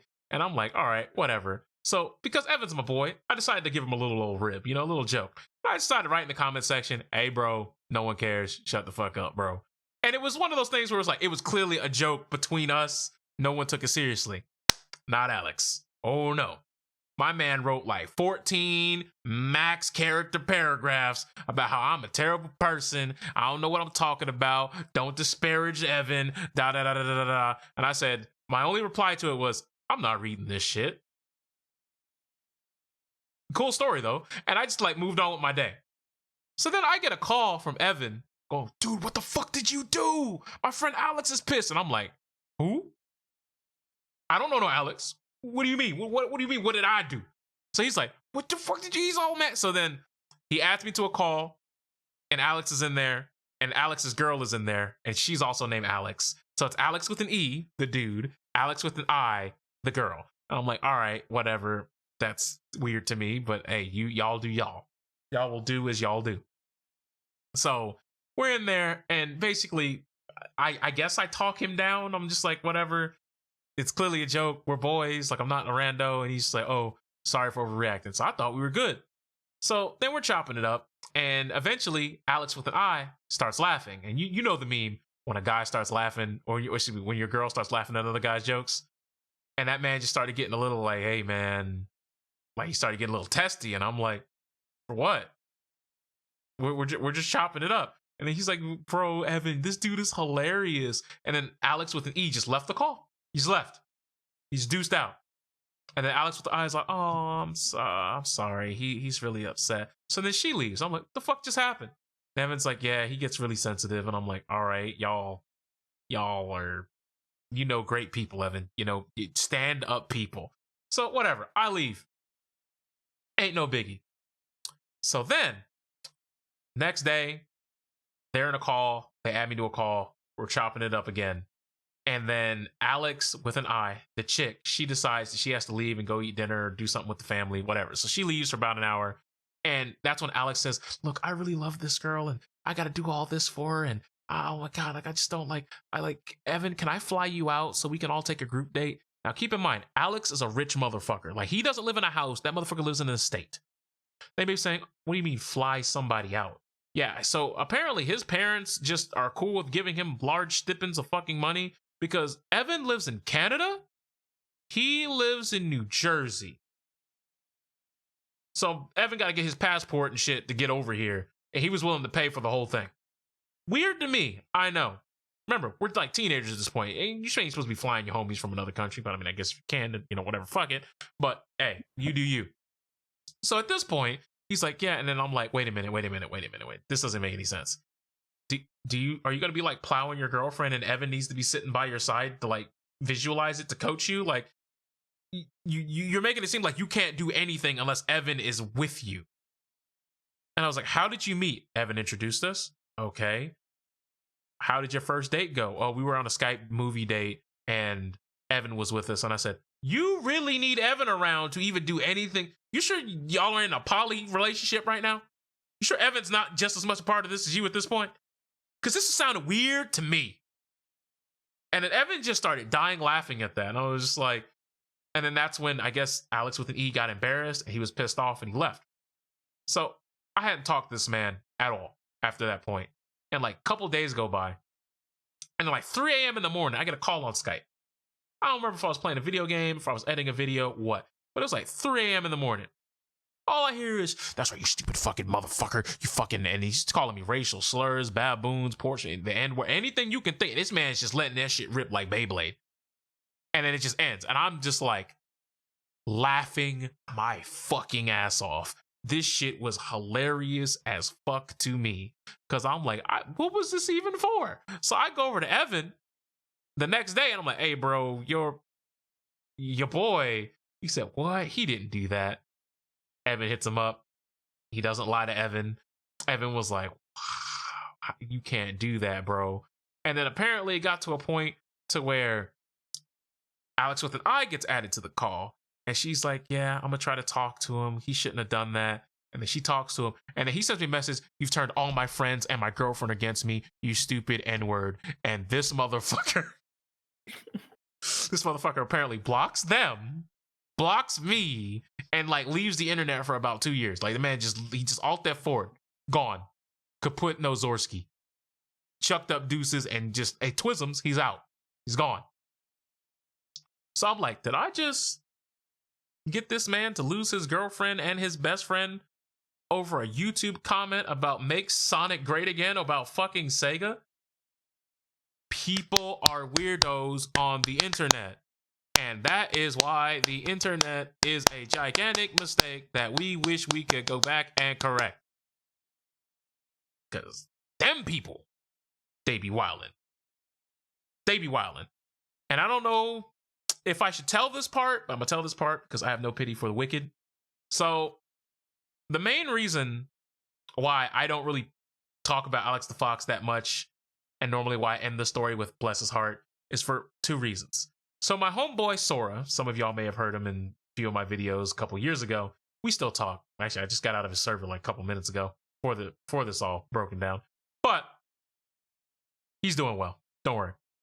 He decided to do a little bit of background information because he hated Alex the Fox's art.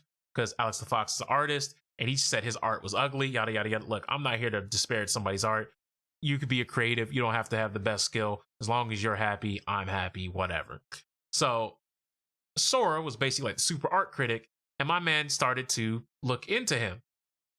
And then he found out his dad, not Sora's dad, Alex the Fox's dad, was arrested for putting cameras in every room in his house, especially guest bathrooms. So when Alex invited his friends over and they had to take a shower, yeah.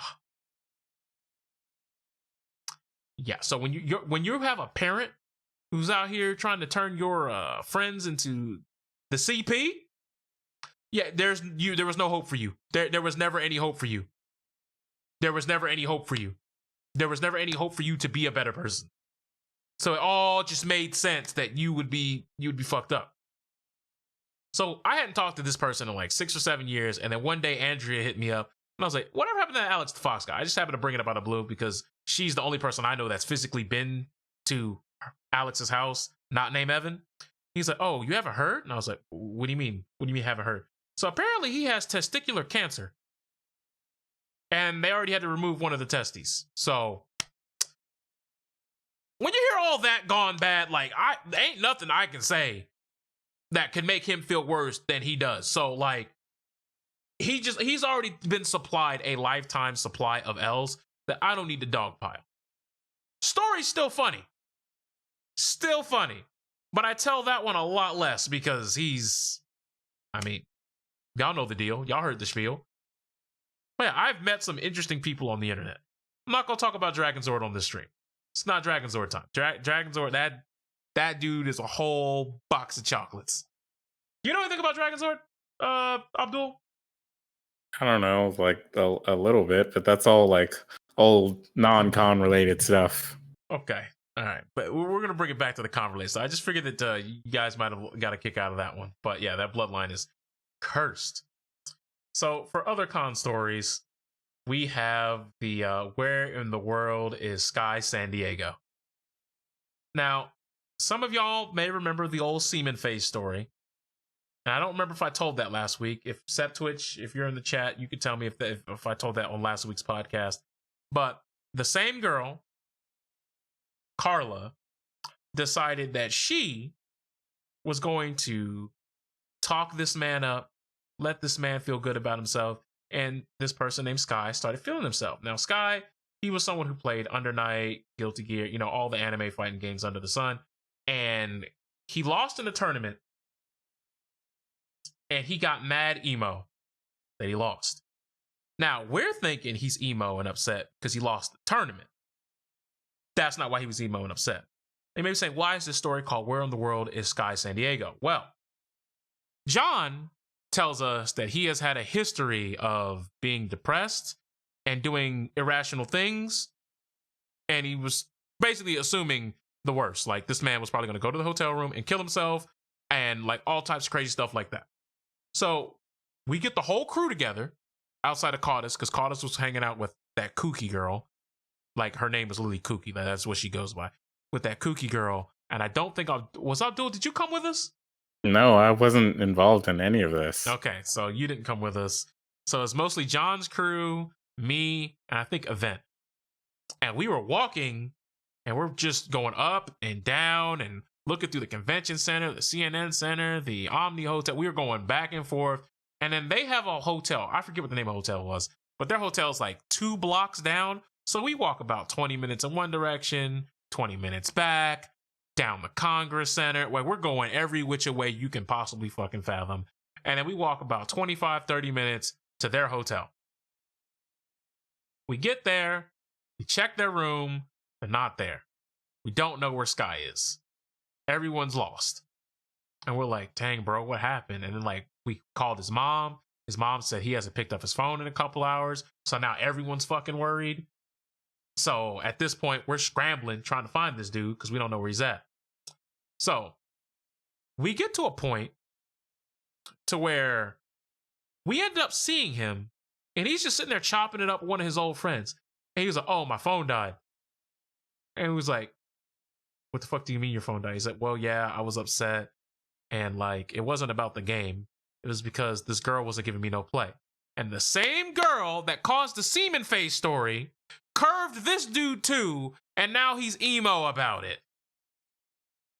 Now, I say all that because I need to talk about Seaman Face story. Now, I'm going to leave the person's name out of it because some of y'all may know who the victim of this story is, but many of you may know the players involved. Myself, Subtle Fraudulence. We were more spectators than vehicles of this bedlam. But there's you're saying the players involved, and then you name me. I'm like, hello, I'm not involved. No, we were spectators. But all right, anyways. So what happens is the first day of that MomoCon, Event, he's like there at like 9 a.m. in the First and morning. foremost, I need this context. How did you guys meet this person, this girl? That's what I'm Because about to tell you. all I'm right. literally about to. So it's like 9 a.m. in the morning, and we get there first. So me, Cardis, are getting the water and stuff out the car, and we see Event. And we're like, hey man, we're about to just drop off all the stuff at the room, and then we're gonna go get our badge. He said, all right, bet. Y'all need help with anything? He helps us, take some stuff up so we can get everything in one trip. We get up there, we put the stuff down. And this is the year, because this was one of the years I think me and Cardis were the only ones that drove early, and I think y'all came later. Because you definitely came later because you didn't know who the hell that girl was because you had work. Yeah. So, actually, no, I think Mike was there too. But I think Mike is probably there. Yeah, but Mike went straight to the room though. So Mike was in the room, making sure the room keys worked, whatever, while we were getting ready to bring the stuff up. And then we bring the stuff up, we go downstairs to get our badges, and we're just chopping up. And it's like 9:45 in the morning. Like it's still early, and the line doesn't open up till 10. So this chick comes sprinting through the door and just starts feeling up Event's abs. Like just runs up to him, puts her hand up his shirt, and just starts like going, oh my God, you're so sexy. And I'm like, oh, this must be like an Event super fan or like someone that Event knows from work or some shit. And they just happen to be here at the con. All right, cool, whatever. And then Event looks at me and he gives me the signal of, I do not know this chick. Who the fuck is this? And I realize, oh, we might have a fucking problem. So that's when Bolt comes down. He's like, hey, Event, hey, no, this is your girl. And she said, oh, he's cute too. And just starts feeling up all over Bolt. And I'm like, she belongs to the streets. This is a heifer with 4 Fs. This is trouble. And make it double. This was not looking good. But I was like, all right, hey, this is weird. I just find it funny that if any dude were to do this to any girl, we would be on the 4 o'clock news yesterday. Nah, man. Momo-kun changed everything. Now, women are getting the Dougie for this too. That's right. Nobody can do this. Nobody is allowed. Okay, hey, you might be right. You have to fill me in on that Momo-kun situation again, but anyways. Oh, okay. All right. Wait, you're talking about the ADHD thing, right? Huh? ADHD? There was one where she groped somebody, and then like her excuse was ADHD. Yeah, that. You talking about that? I mean, that's part of it. Yeah, sure. Okay, I didn't know there was more. Anyways, so this chick in question here decides, all right, yeah, you guys are so cute. And then that's when we hear John's voice in the background. John's like, Carla, there you are. And I was like, oh, so you know her? He's like, yeah, that's my friend Carla. She's rooming with us right now and everything. And I'm like, oh, here we go. And I was like, this girl is thirsty. And he said, you don't know the half of it. So at this point, she already gets the vibes that we don't really fuck with this wild, crazy lady. And we was just kind of moving on with our day. And then she just kept doing this thing where she was shadow following us, like not necessarily being near our group, but being like 10, 15 feet away. And anytime we move somewhere, she was sure to follow, like a lost pet. It's like if you gave a goldfish legs. This is what they would do. So we're just like, all right, that's weird. Anywho, so we're just having like a normal con experience with this person just shadowing us the entire time. And it's like, whatever, we just kind of out of sight, out of mind. We're ignoring you. So then a certain somebody decides they want to come to the con and they're like, hey, who's that over there? And I'm talking to my boy Brian. I'm like, that's, what's her name, John? That's Carla. He says, oh, she looking hella sexy. Yeah, talking to who? I thought we wasn't going to say names, bro. No, I've said his name before. He knows. What? You just switched up the whole thing. Anyways, point is, B. Roney decides he was gonna say, hey, bro, you know what's wild? Well, say, hey, let's say, I'm gonna talk to her. And I was like, nah, you don't want to do that. You're gonna catch something. Like, we were trying to look out for him at this point. Because she clearly gets around. And once again, there's nothing wrong if you get around, guys. There's nothing wrong with it. Own it. Be confident in it. But just know, when I say you get around, that is me describing something that you do in an accurate manner, not an insult. Anywho's. So at this juncture, he's just like, man, but she looks so shy. And that's when I almost spit out my water. Because I said, no, trust, that is the opposite side. she's out here filling people up, don't even know their name. Just out here filling them up. There's nothing shy about that over there. He says, all right, well, if you guys don't like her, mind if I shoot my shot? And we were like, please be our guest. Do whatever you want to do. It's a layup. All you, bud. And then at this point, he finds out that like, oh, he's like, she's super annoying. I was like, yeah. He's like, well, if she's following you guys, I can distract her. And like in my mind, I'm like, my other word, I can distract her. I'm like, are you trying to like Ocean's 11 the pussy right now? Like you coming up with like some Ocean's 11 plot that's somehow gonna end with you being in her guts? Because it's not that deep. Well, I mean, Ocean's 11 would involve all of us being a part of this plot, and I'm not. Exactly. Because you weren't there yet. So at this point, later on in the day, I forget how the money match thing gets set up, but I have wait. Pause. Really quick. This is the year that Claude is cosplayed, and he cosplayed as a very, very specific Ace Attorney character, and that man was looking dapper. Yeah. He didn't get the appreciation that he deserved for that cosplay. Somebody thought that man was the main protagonist from G Gundam. And if somebody thought he was a character from Rurouni Kenshin, I'm like, nah, bro, you got disrespected. But that character is in the new Ace Attorney game that's coming to the West. So okay. People will now know who that character is. So he might have to bring that cosplay back in the future. But anyways, so at this point, Brian, is this the you versus Brian MK match? No, I'm not gonna talk about that. That's okay. Because you said I don't know how this money match. Yeah, there was a money match thing that happened where I beat him for $50 and it was easy. But like, I don't want to go into details about how that got set up. That was stupid. Yeah. I thought you forgot. No. I was gonna say let's just blame Mike for that one. So my man is already down bad. Owes me $50 because he bet $50 that he knew he didn't have on him. And I was like, nah, you gonna pay me that $50. I accept PayPal. He eventually did PayPal the money, so we're all good there. But the reason why this is humorous is because I'm already agitated at this dude, because that's the whole money match was us being agitated. So he's like, look, man, I'm gonna just lure her away from you guys. You're still with this Ocean's 11 shit by yourself. You're Ocean's 1. Stop. No one cares. Stop. Like, it's got to a point where, like, the only thing he was talking about at the con was that chick. That's it. That's all this person would talk about. So, that day, remember how he didn't have $50? You remember that, right? Didn't have $50. Mm-hmm. Check this out. We go to Chick-fil-A for lunch. Everybody here is ordering food. She orders food. He orders food. Event orders food. I order food. We all sit in the booths, right? Because it's one of the big Chick-fil-A's affixed to the CNN Center, so they have booths. And at this point, this is when B. Roni goes, hey, man, I'll pay for your food. She's like, oh, but I ordered 2 sandwiches. That ain't no problem. I'm like, ain't no problem. You owe me money. What do you mean you buying food for people, huh? Nah, man, don't get folded out here, bro. I spent that money in my PayPal as soon as this con's over. So we get past that, buys her food, and she claims that she's broke and doesn't have any money, and that's why she wanted someone to buy her food. That was cap. Because when she wanted to take out a breath mint, she opened her purse, and she's sitting next to me, and I see nothing but Fetty everywhere. $100 bills, $50 bills. She has money. She has money. And I'm looking at it, I'm like, you know what? I'm going to just let this man get played at this point, because he's earned it. He has earned, I want to get played. He wants this as far as I'm concerned. So he buys the food, and she needs some ketchup sauce or, hot sauce, whatever sauce she needed, Chick-fil-A sauce, who knows. And then she was like, hey, man, does anybody have any sauce?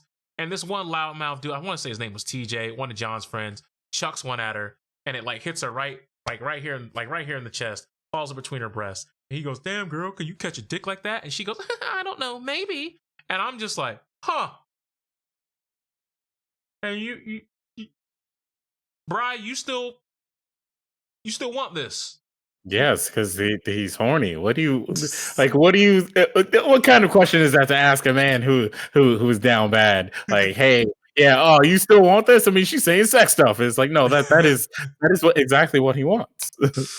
So at this point, like we're all like, all right, we're all laughing or whatever. And he was just like, whatever. So at this point, I'm like, all right, I'm gonna go do something on my own. I fucking left.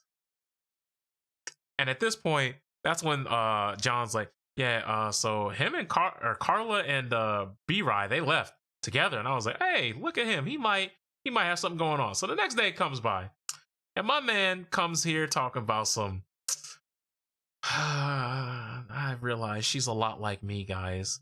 She's really shy and she doesn't really know what she wants to do.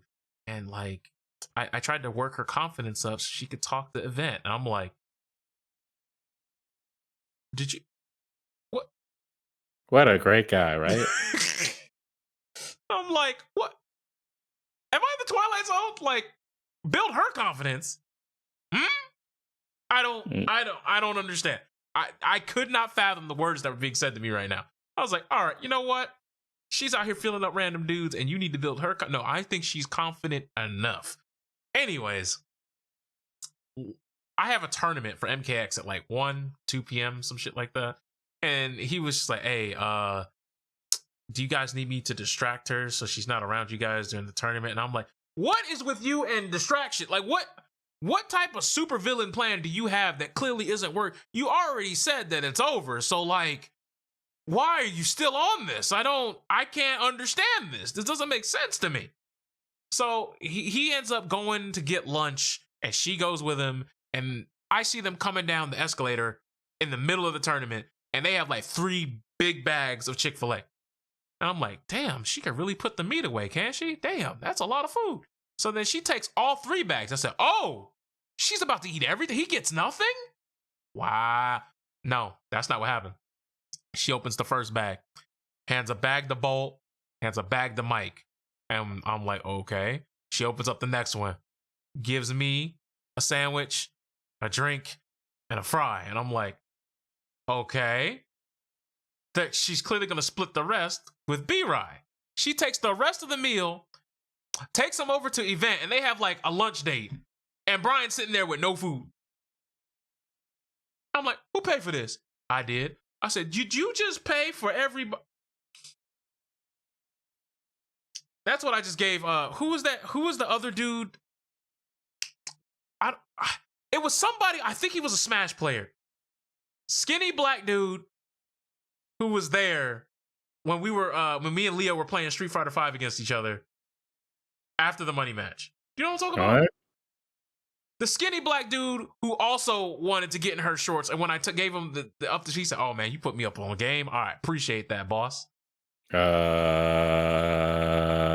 Actually, you were still at work. You weren't there yet. Jesus.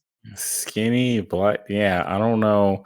There's only one other person I know of who was going after said lady, and that was a person we also met that same day. Who, I don't know, you and him, yeah, y'all became buds, bro. Yeah, I think that's the same dude, but I don't know his name. What? No, you remember his name? That's your boy. What are you talking about? Do I remember his name? What? He's an MK player. He's named after a city. Oh, you talking about him? No, not him. Not him. That's why I'm confused. I was like, are you talking about him? No, not nah, not Brit, not him. Anyways, point is, doesn't matter. Point is, they go having a date.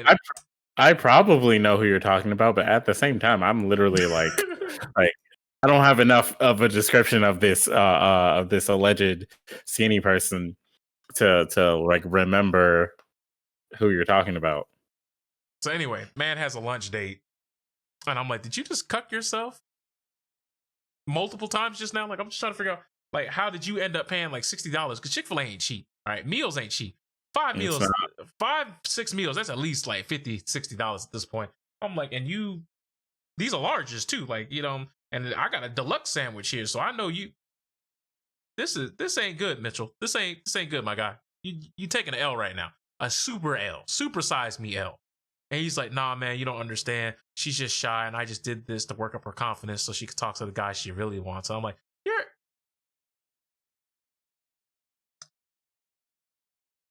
all right, you. That's all I could say was, all right, you. And according to her, apparently she also finessed a tail and a collar out of B-Rye at the dealer's room. So Wait, he bought her those? Anyways. according to John, that's how she got those. According to John. I don't know about that part, but I wasn't there for that. So anyways. Some people show their love by buying things. And that's why Booba.tv is a successful venture. So yeah, I'll give you that. So after that happens, he's like, you know what, whatever, yada yada yada. I guess I give up. So he gives up, and then Yvette and this girl, they walk off somewhere, right? Just walk off somewhere. And we don't see him for a few hours. And now, because it's Friday night, that's when you came back and you were like, hey guys, you know, what's up, what I missed? And then I gave you the update. You said, man, he's still over this?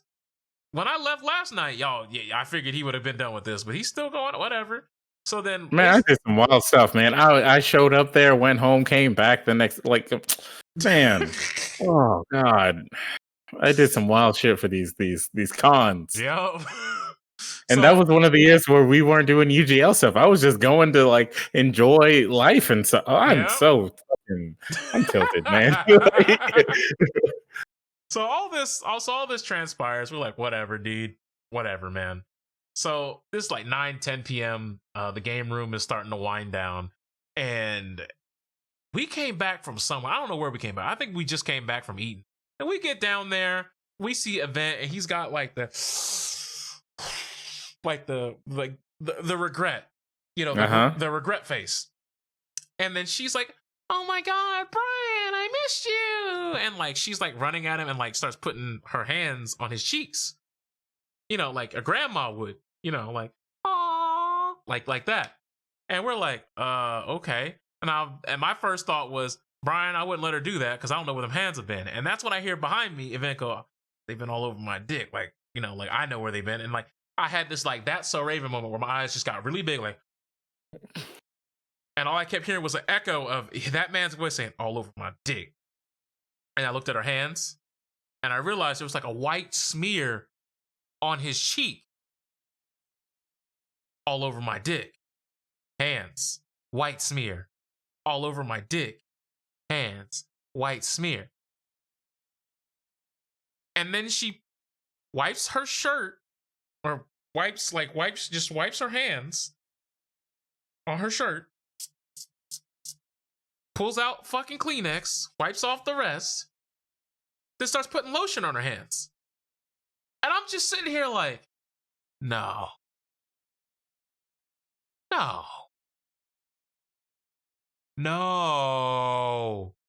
And that is how that man ended up with another man's semen on his face.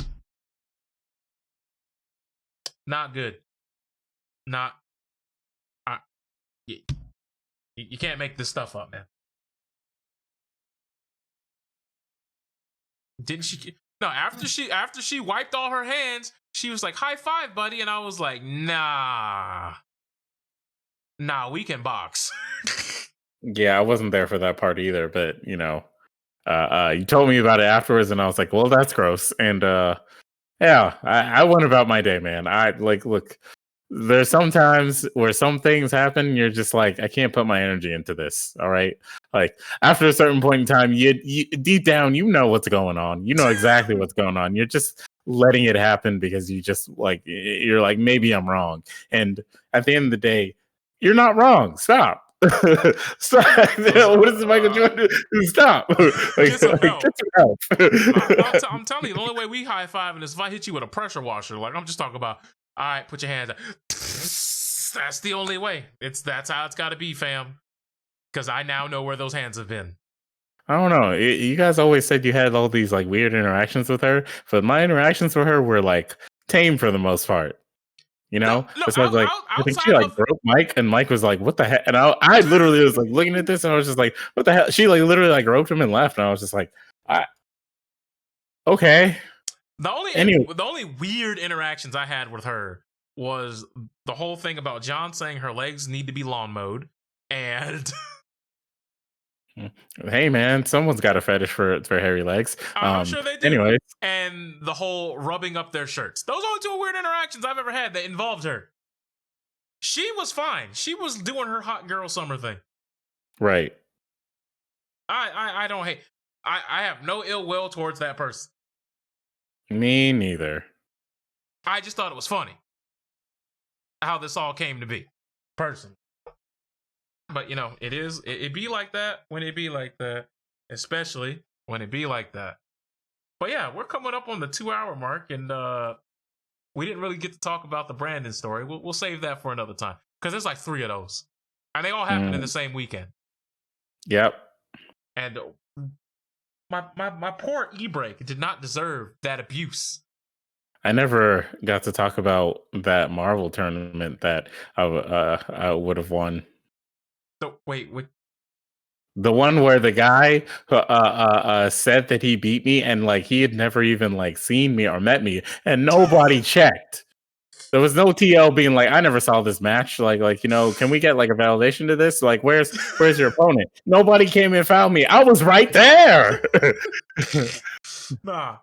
There's actually one short one that I think pains us. Bro, these con tournaments were fucking ass until we started like helping them run the tournaments and actually run like actual things that matter and that are worth entering. Like I can't believe I ever like did all these things, man. It's Oh no, there was no, bro. Do we want to tell that next time? Or you want to do it this time? What? Some dude lost in the Killer Instinct tournament, and some random just came in there and took we can was talk about Mike's this. and We can talk about this. We can talk about. I can tell you all about this because I was in the tournament, and also 2, it was a team kill right here, man. It was a fucking team kill. What this was, all right.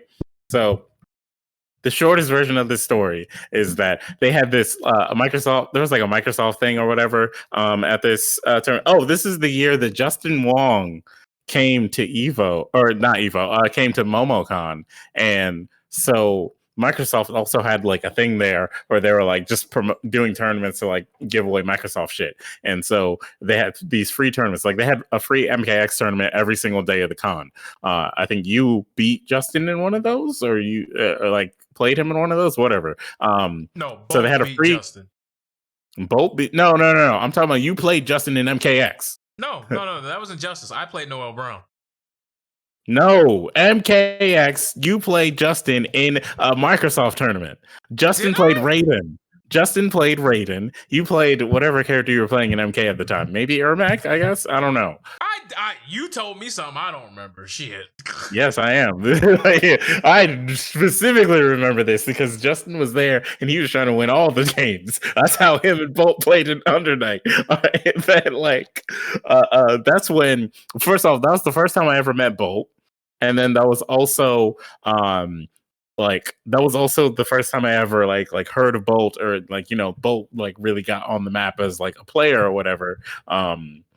Because people didn't know who Bolt was, and then all of a sudden, like they're like, yeah, Justin's gonna wipe this tournament, and then Bolt beats him. I think it was like round 1, round 2, or something like that, and people were like, "Who is this guy?" Whatever. I think Bolt won that tournament. I don't remember, but no, Bolt ended up winning because because they were gonna stream Undernight, and then Bolt beat Justin, and then they're like, no, they said, nah, cut the stream and switch to Marvel. So then they started the Marvel tournament, I think like 30 minutes early. And I was like, nah, they did not start that 30 minutes early. I'll tell you that right now. No. How early was it? It was not early. That Marvel tournament was not early at all. Did the tournament start at the same time? Because they definitely started streaming immediately. Because the Marvel tournament was already going on. Oh, okay. All right. I thought the Marvel tournament was supposed to be after. Nah, the Marvel tournament started like a little bit before Undernight, and then Undernight started. Justin went to play Undernight. He got beat, and then like, yeah, we're gonna stream Marvel, guys. Yeah, what's up? Let's get an Xbox out here.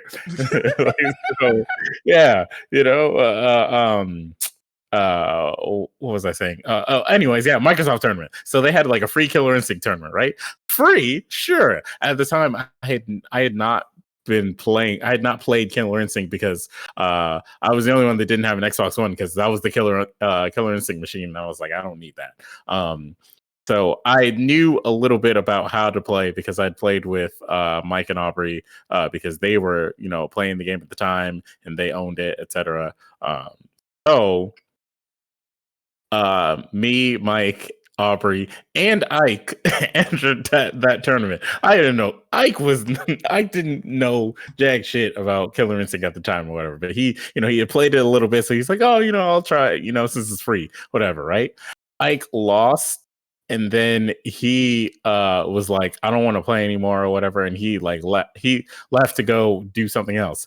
And so this other dude, he was a Smash player at the time. So this other dude showed up and he took Ike's spot in the tournament and like went through losers, got his way to grands because I think I won all my matches until I played Mike and Aubrey. And I think Mike and Aubrey put me out of the tournament or whatever. And then that guy beat Aubrey, and then was Mike versus this guy in grand finals. And Mike lost to Saber Wolf, literally sweep, Oh no. dash, jab into, auto combo, knockdown, dash. And I was like, he's doing the same dashes every time. Like, why are you not punishing this? Oh my god. And like the whole time Mike was like, nah, man, you don't understand, man. Saber Wolf. I keep saying Saber Wolf was like busted back then, and this and that. And it's like, no. His dash has invo frames and all this other crazy shit or whatever. But that was punishable. The way he was doing it, that was not real. And he was doing it the same exact way every single time. You were just a victim by choice at this point. Yeah, it's like you could have beaten him. Like, I don't know why. Like, come on, man. You could have done it. He was very predictable the whole time. It's like I'm really mad that I don't play this fucking game because I would have beat that guy if I did. And I did. It was so bad because by the time I actually got an Xbox and got a converter or whatever to play on my stick and stuff like that, man, execution wise, that game is so it's not super difficult to execution wise unless you're doing manuals and stuff like that. And at that point in time, people weren't doing manuals and shit. Mm-hmm. This is very early Killer Instinct. The game had only been out for 6 to 8 weeks by this point. Yeah, exactly. So, you weren't seeing that kind of stuff all the time. And I was just mad that those two had been playing that game super hard and they knew how to play that game super hard. And then they freaking lost to this dude who was just doing a very, very predictable pattern. It's like, look, man, there's one thing that is consistent in every fighting game, and it is patterns. Okay, 9 times out of 10, your opponent is going to have a certain pattern, and they're going to stick to that pattern until it gets interrupted. If they're a good player, they will understand immediately that their opponent has figured out their pattern and that they need to switch it up. If they're not a good player, they're just going to keep doing the same thing over and over again until they lose a set, and they're like, oh, I should have changed it up. So this dude was getting really, really autopilot, and he just wasn't getting punished, and I was salty about it. But I got a Tiger and Bunny DVD for getting 4th place. So whatever. But yeah, it was con tournaments are wild, bro. Yeah. And and it's because of that why I was like, nah, I ain't about to let no random just join the tournament. Because I hate that. When someone gets eliminated, there's always somebody who jumps in there and says, well, if they ain't here, don't DQ them. I'll play as Toaster Strudel 99. It's like, nah, we're not doing that. Hey, oh God. If you really wanted to be here, you'd have signed up.